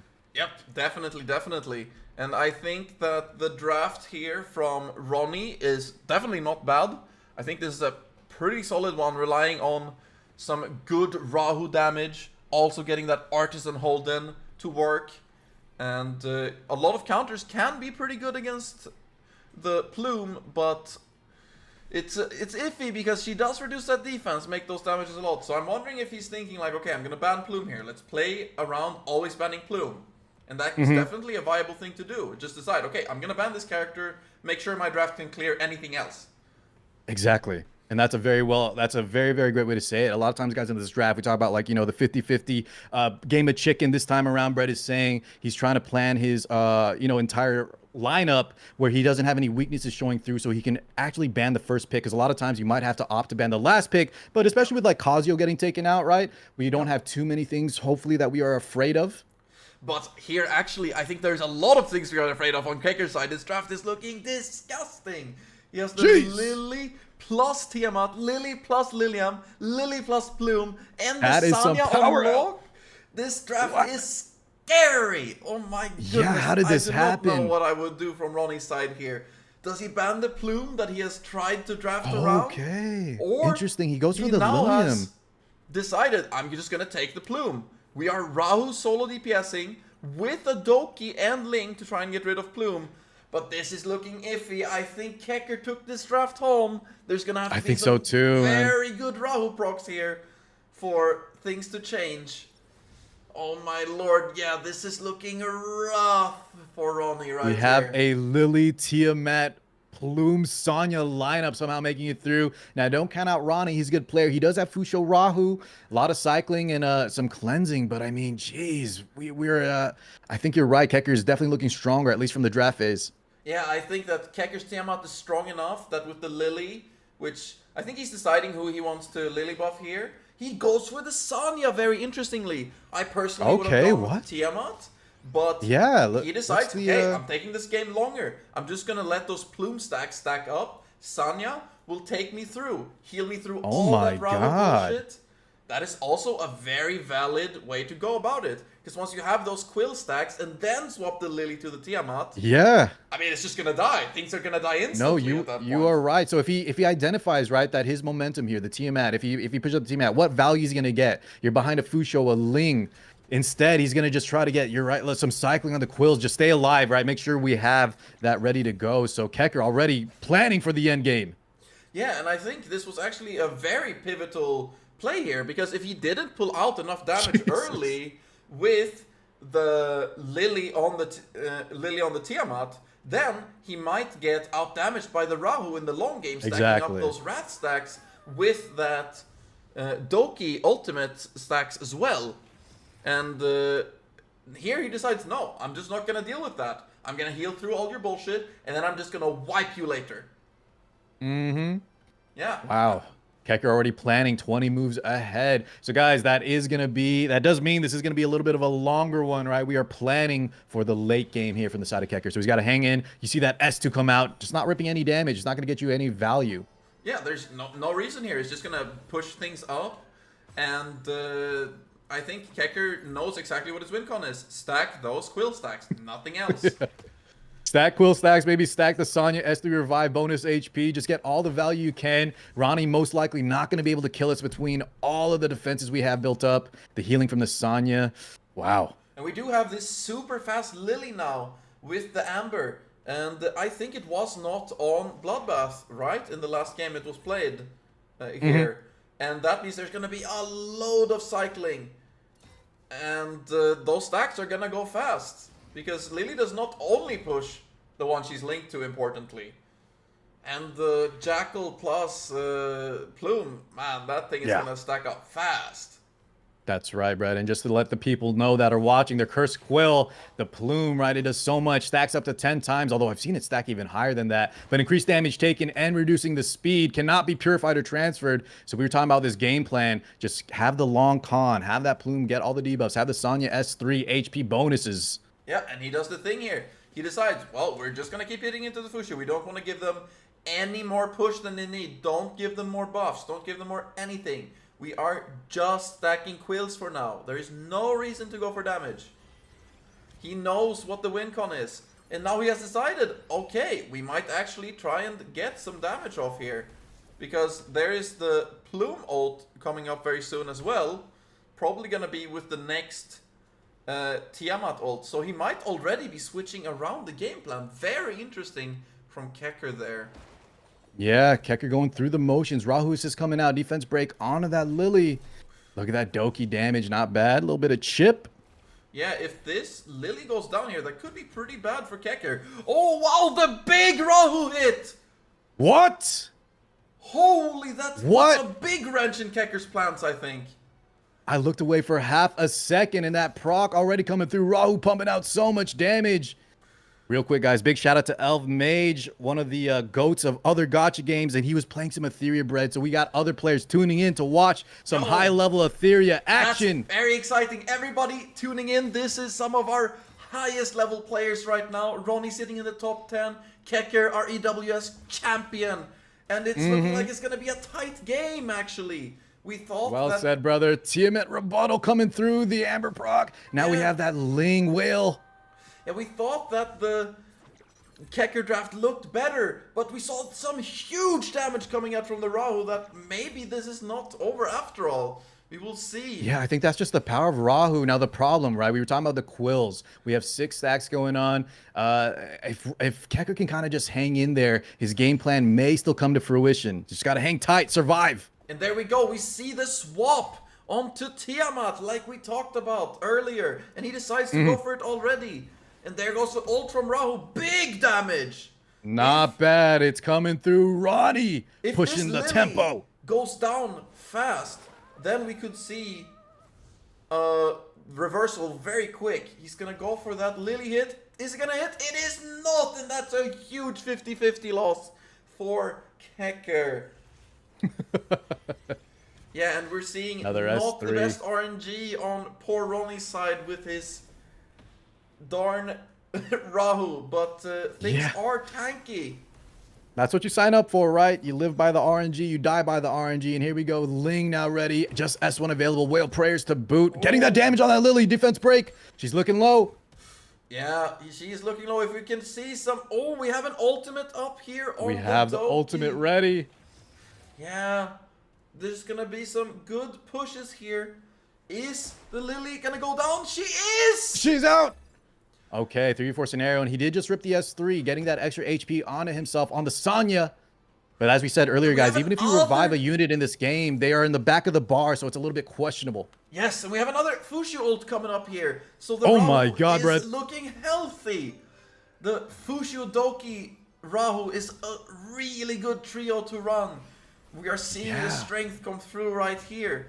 The A Bramble proc, decent damage. Yeah, the Tiamat. Oh my god, and he gets the follow with the defense break. Look at that. Oh my god, the Bramble nearly being scary there, but we got so low HP on the Tiamat that it is not gonna be enough.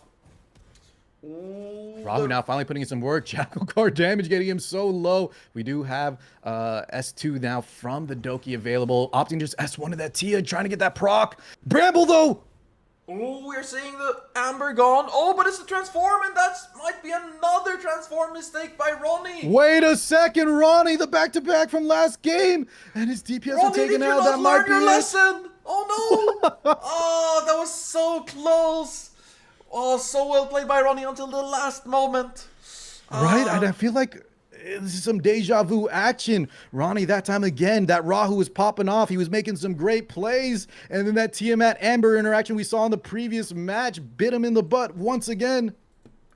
Yep, that was a bit of an iffy decision on Ronnie's part, but very well played overall. He's going to be indeed hitting himself on the head a bit for that one. But I must say, very well played, Ronnie. You did great. Thank you so much for participating, man. Big ups. Amen. Guys, Ronaldo plays. Not only did he play out of his mind, but that was against Keker, the EWS champion, and he put him on the ropes. And honestly, Brett, I think he should have taken that game too and just knocked out Keker like that. But unfortunately, that is the mindset of the champion. Keker played so well there, honestly, and he kind of won a set that he probably should not have if all things else considered, right? Yep, and I do think that Ronnie put his best foot forward here for sure. Like, we saw some very good drafting, some very good playing. Just one decision in each game was all it took, though. All it took for Keker to just wipe it back. And now, Brett, we have... It's Depore in the Side A Finals versus Keker. And we are reliving EWS, not quite literally, but both of these players did so well in the first, major tournament. So I'm very excited to see this lineup. Yeah, I think that Depore has some beef to get out here with Keker. He lost in the semis. He's not had the best record versus Keker on the ladder lately either. But he has been revamping a lot of his account, so maybe we will see. No, I think you're right. So, guys, we were talking about, we talked a lot about these other players. Brett's been giving some good intel. Depore, though, EWS finalist. This guy is just a natural. Not only is his account very stacked, but he is just a very good player. We talked about the strength that Keker has in being versatile. Depore is exactly the same way. He will kind of pick, some bruisers sometimes, but this guy really can do it all too. So depending on how much Keker's been grinding, I think Keker does have a slight advantage, but do not count this guy out. Yep. Never count Depore out. He has some of the scariest characters in the game. Like, his Tiamat is probably the scariest one I've ever seen. And all his characters are doing so much damage. Guys, grab Tiamat from the Wishbinder. If that hasn't convinced you so far just yet. Honestly, myself, I was a little bit curious on how she would perform with all the hard counters we're talking about, but we haven't seen any Mizukis coming through. We just seen her kind of overpower her hard counters between the gearing. We do see a Lighthouse, though. That is one difference, and we were talking about that earlier, Brett. Instead of the Amber, which we saw come in very clutch for Keker earlier, this time around it's a Lighthouse. Yes, we are seeing the Lighthouse, and Depore has been on this Lighthouse for a long time on his Tiamat, and even so, it just does so much damage that he's not caring about that all-important Amber. He just says, nah bro, my Amber has 6 stats on it, my Tiamat has 6 stats, we're killing ya. Oh, but we are seeing a lot of good of both the good healers here from Keker, looking very scary for Depore, but he does have Plume, Rahu, Tiamat, some of the absolute best characters in the game. Yeah, so this is a little bit scary, right? We do have those 2 premier healers, but we have the Lilium on the lock, which is one of our major DPS, and as we saw with Rahu, right, there's a danger of Lilium kind of just dying, even through the Fusho, so we'll have to see how Keker navigates the minefield. Yeah, and importantly here, Depore can pick the Linglo because he knows that Keker does not run a Veronica, very importantly. That is one of the units Keker does not run, and he has also banned it. So Linglo is a very good pick here. He can 4-5 two good healers. He will get a healer through with his very nice 1-2-3 draft. Yeah, and the drafting phase, guys, is a lot of times where the matches are won or lost. So Brett is giving some great intel on how to try to properly, outplay your opponent and get those advantages that you might not otherwise obtain through the game itself. But here we go, Heinrich, we saw earlier. I don't think that was from Keker, but other players have been locking this in 5, even in a bruiser lineup. Yeah, and I'm seeing it on Codex here, which is very interesting. I'm very worried that this Heinrich is gonna look good at the start and then just die. We will see what actually happens. We kind of saw that maybe similar with the Kraken, but knowing Keker, right, I think it will maybe make it through somehow. Yeah, I don't know. Keker just has that about him. His things like magically survive. They just live, you're right. One health in a dream every time, man. Yeah, every time, man. I don't know. All right, Chiaki leading us off strong. Does he maybe? No, just S1s. Gets that origami stack. Oh, okay, dude. This Rahu is awake already. Yeah, bro, this Rahu is already pumping. I don't know. The Portis Rahu I haven't seen as much of, but I do know that his characters overall are very strong. So, oh, that looks like a tanky Heinrich for sure. Not hitting those debuffs on the healers. Very having good to sacrifice see. some effect accuracy for that bulk, like Brett is saying, but that's kind of how you have to do. If you want to pick this on 5 in a bruiser lineup, if you make him too squishy, right, he gets traded off and becomes a liability. Exactly. And here we are seeing the ult from Linglo, but it's very annoying as Heinrich because each last word stack only gets removed one of them per purify. And oh god, I hate playing against Heinrich with Linglo. It's such an RNG fest. Here we go, Lilium. Yes, Old and we skills see available. those last word stacks, so there's gonna be even more damage than usual. Great point. I think we're just gonna rip straight into this Tia more than likely. Yeah, but what if the Tiamat procs a counter and then there's both going, and then your Lilium might just die? That's the fear, right? Especially with the Rahu, but that I was saying earlier, but you're right, the Tia Bramble could do so much damage on the S1. Does it happen? It does! It does! Okay. But the damage though with Baton, not too bad, Not too bad. Oh, but the Fushu is too much. That's what we were actually afraid of, right? The Rahu being able to follow up after Bramble from the Tia, but being, she's a little bit healthier there. Does have defense break. Here we go, Rahu S3 coming out. Wow, and it's a dead Lilium! It's huge! What? Wow. All right, that's the, jeez. That is the scare of running the Lilium, not just into the Rahu, but that, that extra damage from the Tia helping out. Huh? He got the Bramble proc into the follow-up attack from Rahu, into all the crits. Damn, boy. And it was barely enough. Yeah, and I don't even know if he's going to be able to proc this Tia. Now she's getting healed up a bit. Luckily, he doesn't have the origami stacks, but now what can Depore do in this scenario? I mean... Doesn't even have S3 revive yet, so he's going to have to stall out longer? Yeah, I think that we are waiting here for the Sanya to revive the Lilium on Keker's side. Oh, excuse me. I got the players mixed up for a second. I meant Keker. Right? Yeah. But we are going to see very little damage here from the Porous side, actually. And now we have the revive already, importantly. And the Lilium is nearly full HP. Huge heals from that Sanya. Yeah. So he's kind of back in it, but this is what we're afraid of, right? She's so far back in the bar, and you have Depore's lineup ready to go. All targets onto that Lilium, and look at the damage stacking up. Artisan now, too, going to give a little bit of defense. Wow. Depore is being so lucky with the follow-up attacks. Keker is not happy with that one, I can tell you. Yeah, so he's maybe going to try to get this kill on the Tia. There's no Amber. Does, lock it out. But the Amber did not matter there, importantly. There was a wound from the Heinrich. So Brett, it was on Lighthouse. Remember we were talking about earlier. So yeah, but even if it was the wound, you're correct. Yeah, would have had to take one extra hit. Even if it would have been Amber, it wouldn't have mattered in this situation, yes, right? Yeah. Great point. So, very interesting here. We are seeing the Rahu solo here. No more Tiamat. There is no res on this side. And this Heinrich is so tanky. Yeah, so in this scenario, right, we have a 3v3 where it should favor the Rahu, but depending on how long the match goes for Keker, maybe he can get in a cheeky revive now that one of the damage dealers taken out and maybe get her some value. I don't know. Yeah, this Fushio-Sanya duo is so hard to deal with. I really don't know if Depore will be able to get through that damage. That Heinrich is surprisingly tanky. Yeah, he's trying. Look at that. S1 doing just okay damage. The defense break, though, not bad getting that, but it's going to get cleansed off right here from the Sanya. Yup. And Keker is just begging for less follow-up attacks, but actually, is he? Because right now they don't matter, and now he doesn't have any rat stacks at all on Rahu. Yeah.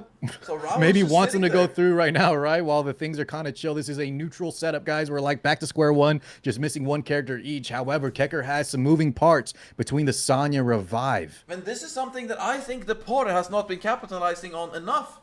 It can actually be very worthwhile with Rahu and 2 healers to just spam those healing moves, even though you're full HP, to keep stacking those rat stacks with his skill 2. It's 70% chance to get those extra stacks. And here we see, he keeps going for those skill 1s. And I think he would have done way better by just spamming those skills, because he's not that afraid of the damage right now. He just needs rat stacks. Yeah, that's a very good point, and that sometimes you need the foresight, right? We saw Keker in one of the previous sets do a sort of like unintuitive play, planning for future turns, I would say. And here where he's trying to just get this kill on the Heinrich, but it's not paying off. It's so tanky. All right, decent damage coming out. Defense break does go through, but he's still so healthy. And then you always have that follow-up from the Fushio-Sanya. And we do have one more turn before the Fushio comes alive. And here, if we get a follow-up, that could be big, but there's no rat stacks, so what will he do? Yeah, he is ripping through them. We have S3 as well now. This is why you should have spammed those skills earlier, Depore. Preach, bread. All right, he just goes for the S1, guys, holding on to the S3. Heinrich now ripping that big ultimate. No bramble. Big in quotation marks, but... Hey, listen, I'm more talking about, the animation. It looks cool. Yeah, it does look very cool. I do agree on that. We are seeing the Strive here on the Ling Lo, so he's not really sure where to hit. There's looks to be Strive on pretty much everything. And here we are seeing, see? 2 rat stacks immediately. As he used S2, he got the proc. It's 70% if you have skill 2 level 4. Bum, kite. Ooh, and there's Fushio is back. And now he has ult up. That's another 3 or 2, depending on if it's skill 3 max. Jeez. It is skill 3 not max, importantly, so he's only at 4 stacks. Oh, Lilium is back into the equation. She is. And Depore's going to need some timely assists to take her out here. He has 2 units ready to go. Yeah, but he does have 4 stacks ready now, so if we are seeing those good procs from the Rahu, she could just does get one! But no crit! No crit from the Rahu! Yeah, now the Sanya's going to cleanse that D-Break, get some healing. And This is so bad for Depore. The skill 2 only, though, and it's not going to do much here. He's probably going to go for skill 1 to try to get some healing. Just get that healing, yeah, top off, get her out of kill range. Yeah, has to go for the Ling Lo here. You don't get healed if you hit shield, importantly, in this game. So, has to get that Strive proc. Not bad. Wait, there was no Strive there? Wait, I'm confused. Whatever. He is... Okay, assist comes out. Does get hit. Defense break. Sanya now always following up. Getting rid of that defense break. Getting some heal. Lilium now healthy. Yes, and if we do see some procs here, he... Oh, yeah, that looks Wait like a second. very dead Lilium. Yeah, he just needed 1. And with that Rahu, next turn ready. Does get the 2-1 combo. And this one is looking rough for Keker, actually, now. All he needed was some good follow-up procs right there. And this Heinrich was looking cool at the start, but... I mean, his damage is practically 0 at this point. How is it gonna win? Yeah, it's just a liability factor when you have these kind of off-bruiser units in these lineups. We had to make sure he's survivable enough, but in this late game, as we're saying, he's not really pulling the weight that this Rahu is. Exactly. And I do think that eventually this Rahu is gonna pull through here, but Keker does not back down. He just does not. He doesn't. You've seen him steal matches away. Yeah, now we are at Etheria Effect level 3, so the healing, the shields are going to go down quite a lot. Yep. And I do think that it might be Raps here. The healing is super low at the 60 range. But yeah, look at this here. I don't even know if you need the proc here from the Rahu. I think you just kill with the S1. And yep, that's gonna be game, I think. Yep, yeah. Keker knows it too. Depore taking the first game! Let's go, Depore! Are you gonna beat your allegations? Jeez. We said don't count him out. Are you not worse than Keker, actually? Are you gonna beat him in the finals? Brett, is that what the people are saying? Bro, he got beat by him in the semis, he got beat by him in the ranked. We've been saying that Depore is the reason that we got rank 1 and rank 2 in Scarlet. We've been slandering his ass. He's showing us up right now. Not my boy. Listen, if you're Team Keker, man, I'm all Team Depore. That's been my guy. I've been in his corner since day one, him and Young. But you know what? We are unbiased casters, so let's just go to Game 3. I want to see some exciting matches. Let's go to Game 3. I am so excited. Can Keker take it back and make it an exciting best of 3? Whew, these games are so tight, though. Yeah, they are good. They are good. It's interesting, though, that the Cleavers got taken out super early, right, Brad? Just to kind of bring it back a little bit, tone down the temperature, just talk through the motions. Now we're seeing a lot more of the safer bruiser lineups, guys, that you've seen. Plume coming out hot, the power of characters like Rahu, Tiamat, and a lot of support. But once again, if you missed the earlier games, there was some exciting Cleave, a little bit of different, control pivots in the start of the game. Yeah, and I do think that the Cleavers had a very good shot. I thought personally that Young would take out Depore, for example, and I also thought Chad might take out Keker. Oh, yeah. But there was a Batsby that came in hot, guys, if you can believe it or not. The fish boy himself was cleaving some units. He was. But now we're seeing the finals. The people I thought would lose are here. So what are we looking at here, Brad? What does Keker kind of need to adjust? We've seen him pick the same exact draft and then win. So I don't even know how much pivoting he's... Oh, this is definitely different. We're seeing importantly here from Keker, one of my favorites to do is when your first pick right now, you can ban Fushu, one of the best counters to Plume, slam that Plume pick. People are right now starting to see like, okay, if people first pick Plume, you can pick like Sanya Fushu into some other big stuff, and she just doesn't do enough in the fight sometimes. But if you ban out that Fushu, suddenly Plume value skyrockets. So, yeah. Oh, Veronica coming out from Depore. Yo, we do have the Holden into Veronica pick. Very nice, very nice. Make sure to take away that counter. Now, though, we are going to see the Lilium. Yup, of course, the only real good damage dealer left for the tanks. Yeah, what a good unit. We have seen her main liability, right, compared to other bruisers, is that she can get kind of taken out. We saw on the back foot, even with Sonya Revives, she was a bit of a liability just after the initial tempo, not getting to, come back and play the game. But she is still one of the DPS that's left available, like Brad was saying. The Doki now picked potentially on 5 from Depore. No, pivoting Viper. Oh, is it a nice pick into the Viper Lilium time? I love my boy Golden Lion Viper. Always fun to see. If you haven't seen, guys, back in the day, Brett had a video for Golden Lion Viper, and even myself, I swapped to it. Very, very nice tech. Yeah, it's a very fun build to run, because when those stacks get up, he starts looking like a real DPS, actually. And everybody thought that... Here we go! By the way, Brett, I had some comments. Chat, people have been saying the arena background looking kind of spiffy. I know the price point may be... a little rich for some people, but it is, it is nice to look at, I will say. Yeah, I actually don't mind these. I think, especially with the one we're getting for free from the RTA pass. Oh, good point. Yeah, I'm actually quite excited because this one looks pretty good in my opinion. Like, I would never pay $50 for this, but I'm not gonna lie and say I don't think it's solid. Let's just shout out all the players that have bought it. Thank you so much, guys, for funding Etheria for us. But yep, it does look pretty. Yeah, it does look pretty. Veronica. Just getting things started. It's going to be another slower match, guys, until things build up. But a lot of the micro decisions you see, sometimes Keker will do things like play for the long con. The Lilium, though, in play does mean that things can pick up quickly instead of having a super, super drawn-out match. And that was a very interesting play from Depore. He decides to go for the steal with Veronica, because he saw the Chiaki get the origami stack, so he can steal them and make the Lilium do way less damage. Yeah, that's why Veronica is so annoying to play against when you have, you know, good support units. You get punished by pressing buttons, and so I think she's just so strong. Yup. And here we are seeing the Viper ult does not hit anything. That can be the Oh, rough thing no. with Golden Lion. You're a bit lower on that effect accuracy. Oh, that's gonna be a rough one for Depore. It's still pretty likely to land, so that was quite unlucky, but it happens. S3 coming out from Rahu. Pretty Good damage. decent damage, but not that much. Mostly the Tiamat that's going down a bit. Importantly, Lighthouse. If she is taken out, she is gone.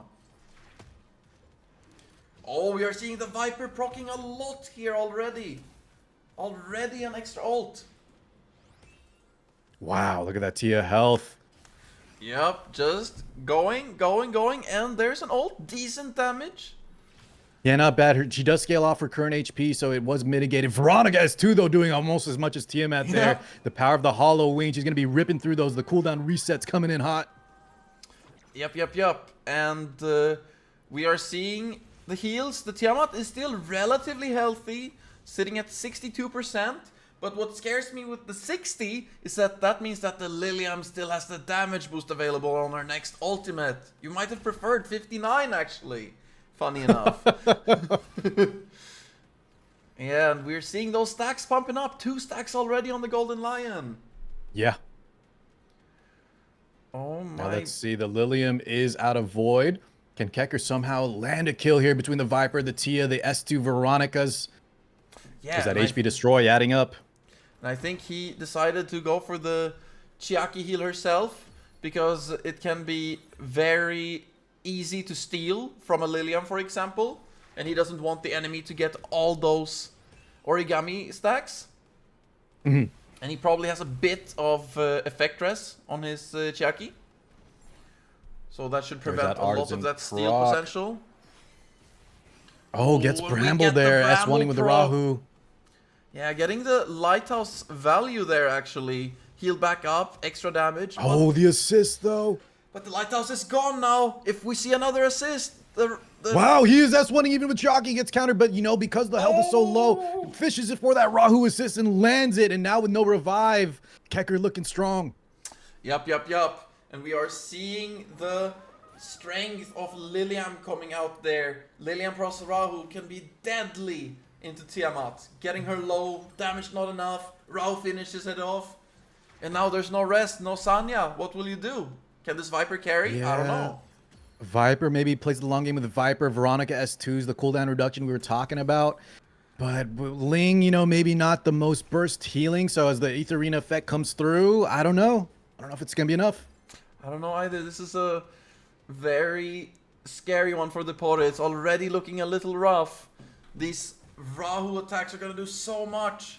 The Viper's going to need to pull through so much damage here. And once again does not hit the attack down on the Lilium. Keker coming through with the luck. Let's go. I think we're talking really right. We've said a lot of times when you gear certain units, I think last time we talked about Heinrich not doing damage, this time Viper not landing debuffs because we have to build him on some more damage, maybe a little bit of bulk. I think sometimes that's just potentially some RNG coming into play, but you're right, Keker, the luck of the gods coming through Lilium S3. Oh, Wow. The Viper's looking low. Once that Viper's gone, the game is pretty much over. Yep, and now we see the Golden Lion stacks have gotten up. Now you are having enough effect accuracy to actually hit things pretty reliably.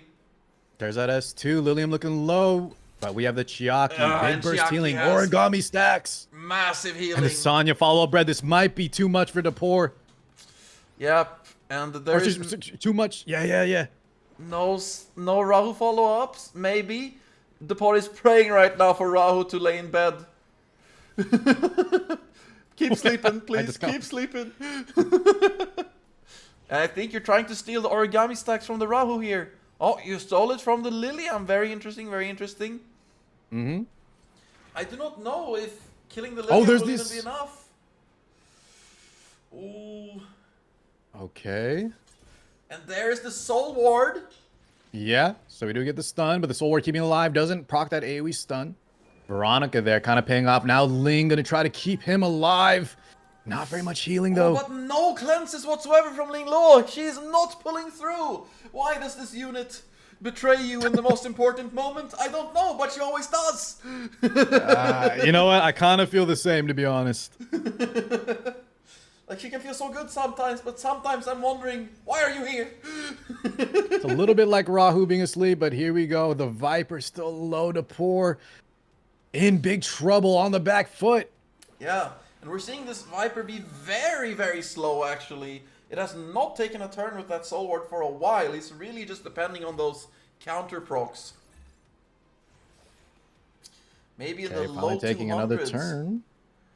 But look how healthy the side of Keker is. No S3 either. And this is looking very rough for Depore right now. And there's the assist. Should be game, I think, right there. Yeah. I do I not think so as well. The Veronica can pull through, but you never know. Veronica can pull out some miracles, but Lilium usually prevents those. So yeah, Depore sees the writing on the wall. Now, luckily for Depore, though, he has, you know, more. He has a little bit of a lifeline there. Bring it to game 3. And here we go, man. Oh, my goodness. The back and forths. The back and forth, the back and forth. Very exciting. We are seeing a lot of full 3-game best of 3s today. I know, man. Very glad. This is no exactly clean what we were sweeps. wishing for. Just some high-level gameplay, guys. Yeah. We've seen some very fun games so far. Lots of exciting back and forths. This is it, right? Not only is this for a lot of money in the line, guys. This is a big cash prize tournament. But as Brad was saying earlier, there's a lot of like hidden maybe beef between these two players, some competition as these players know each other very well, have played each other in some high stakes tournaments. And, you know, maybe some other beef going on beyond that even, too. I don't think it's any actual beef, of course. We are always just having fun. No, dude, listen, when I go through the stand, you got to just go with me, even if we're just making it. It's just to spice it up, right? Like we're okay, fair. Yeah. No, but honestly, right, these are all great guys. Of course, they're not actually mad or anything. But I think maybe a rivalry, right, as two of the best players in Etheria history. Yeah, definitely. Depore is one of the best, and Keker probably the best, right? So there's no argument there from me. We see here the Tiamat first pick. Depore really making sure he gets his favorite unit there, and he decides to go for the Lilium Lily big damage draft with the Sanya open for Keker to lock. And I love this. This is such a huge shift in what happened in the previous games. Now with the Fusho ban, Lily on the lock, Lilium Tiamat, those hybrid carries are going to be enabled. And this is exactly what I think Depore needed to spice up these drafts, get things going. And importantly, the Sanya is still available. Keker opting for that Ling Lo because maybe Depore is looking at a CC angle after locking Lilium and Lily, right? So now he's forced onto, nope, I'm gonna have to tank it out again. And if he decides to go Vero here, then Keker is saying, okay, he's probably gonna ban my Holden. The Holden counters the Vero, right? And then you can ban the Sanya pretty decently, I think, and you can be looking quite okay. But it matters a lot what Keker picks here on his last pick. Yeah, I think that the Sanya ban could potentially be it, especially with the likes of like Tia not having some direct healing, only shields for survivability in the form of Veronica. Oh, finally Mizuki comes through. We haven't seen this character just yet. And previously this character would always be picked after the Tiamats. Yep, and importantly, I think this is a shift fairly recently actually in the top of the game where people are noticing that Mizuki does counter Tiamat with some caveats. For example, with an asterisk. Yeah, with the Lily, Tiamat can usually outdamage the Mizuki counters and just kill her before she can get killed back. And then just wipe the rest. And now we did see the Sanya ban, so this could be a little bit scary for Depore. And he actually banned the Rahu. And that means Veronica is just gonna get hit by the skill 2 from Holden, and that's tough. We will see what Depore decides to do here. The classic is usually boost the Lilium, right? Just rip that damage, but he could be afraid of just dying. I think in this lineup, Depore's got to put the gas on the pedal, right? He doesn't have some direct sustain. So if he doesn't get some big value early, I think the long match 100% favors Keker. Yeah, for sure. But importantly, if the Holden wasn't here, the Vero with Lily can sometimes sustain enough to get it going with all those shields. But no, Holden is going to stop that, so he's forced to go with a Tiamat here, which I think actually might be correct. Because if Lilium goes, she cannot reduce the damage like she does against a Tiamat. She might get countered, and then all the hits against her. And she might just die off rip, and then the game is over. So this is a way safer play from Depore, respecting Keker's damage potential.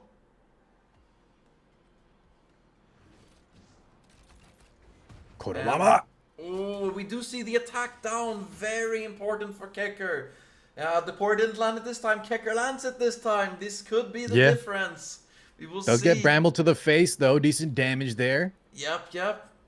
The Tiamat Bramble procs have been coming on pretty hot for Depore this series, I have to say. You're right on that one. Here we go. Veronica S3 coming out. Soul Ward, buff steals. Yes. So much value. Get that speed up. And wait, no, that was just a Whale Prayer, right? Or what did she steal? I think we did see. Was it? I thought I saw immunity. You stole immunity, of course.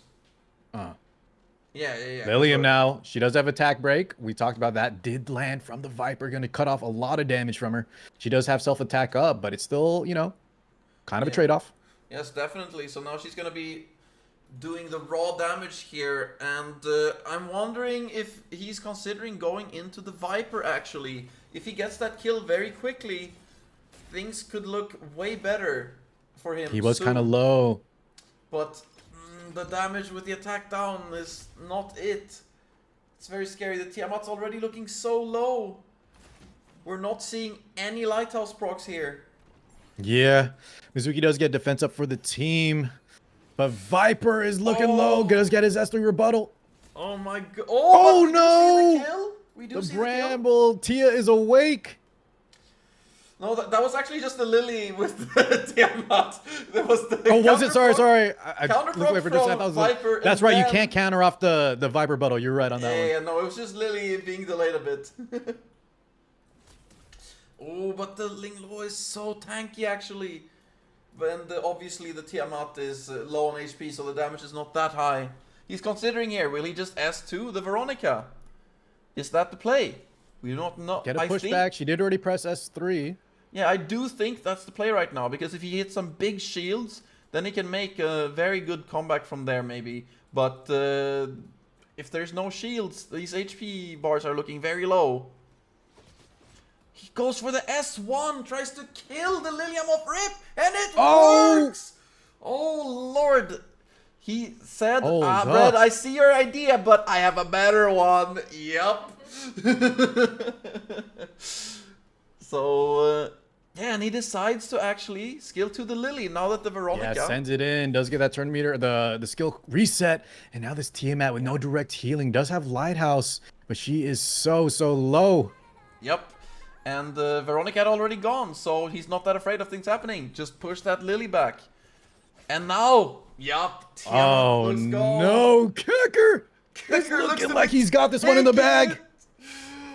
Oh my god, he came back from the loss in the first one, and now it's looking hot. Is that just the Keker diff? Yeah, this guy just always brings it back from the depths. Yep. And yeah. Depore is looking at it. He's considering, can I pair with my Veronica? Oh, nope. He does throw in the towel. I respect that, Depore. Big props to Depore for playing very well this tournament. But congratulations, Keker, for the win. Let's go. Not just EW's champion, weekly champion as well. That's right. Keker's taking the big money, guys. Taking it over Depore, one of the other strongest players, 2-1. But none of the games were free. We kept saying that the games went to the best of 3, the finals. And Keker definitely did not have a free run, man. People really tested his mettle. But I think Keker might just be him. Yeah, he might just be him in Etheria right now. It's so hard to beat him on the ladder in the tournaments. He's just always got those extra picks, that extra X factor you need to pull out the wins. And I think you get some great insight sometimes, Brad, with Keker, and how he just thinks so far ahead, right? Where other players, like we might have seen, go for an immediate Hail Mary, try to clutch out the win, but Keker always just planned to get that. You know, he prioritized his win conditions, his outs, even when he was on the back foot, and it almost always paid off for him. Yep. His calculations are so crazy. Like, I have no idea how he keeps pulling it through, but he just does. Yeah. Well, Mr. Bread, that was honestly an amazing tournament to cast with you. I had so much fun. Chat, thank you guys so much for tuning in. I'm going to have to go report these results on the back end. But, Brad, any last words you want to say to everybody? I just want to say thank you for having me as well, Car. It was a blast casting with you. And hell yeah, brother. I hope it didn't show through that much that I was new to it, but no, you are a natural, and I hope we can do some more casting together. Although, Brett, honest to God, man, guys, me, you know, I am in Mythic, but I definitely am a caster nowadays, right? Brett, I think, still has potential to be running with these guys, more than just potential. So I don't know, Brett, do you want to be a caster, or do you want to be in the finals with these boys? That's a great question. I don't know. I'm having so much fun just watching people play and cast and all that. And but man, playing the game is hard to beat. I don't know. It's gonna be hard. That'll be something you'll have to figure out. But I will say you are natural on both fronts. So thank you again, my man. And yeah, hopefully we can do some more casting together in the future. Yeah, I hope so as well. It was great fun, and thank you everybody for tuning in. It was great. Yes, much love, everyone. People. Much love. Jesus, Brett, I will catch you soon, brother, man. Always a pleasure. Catch you too. Take it easy.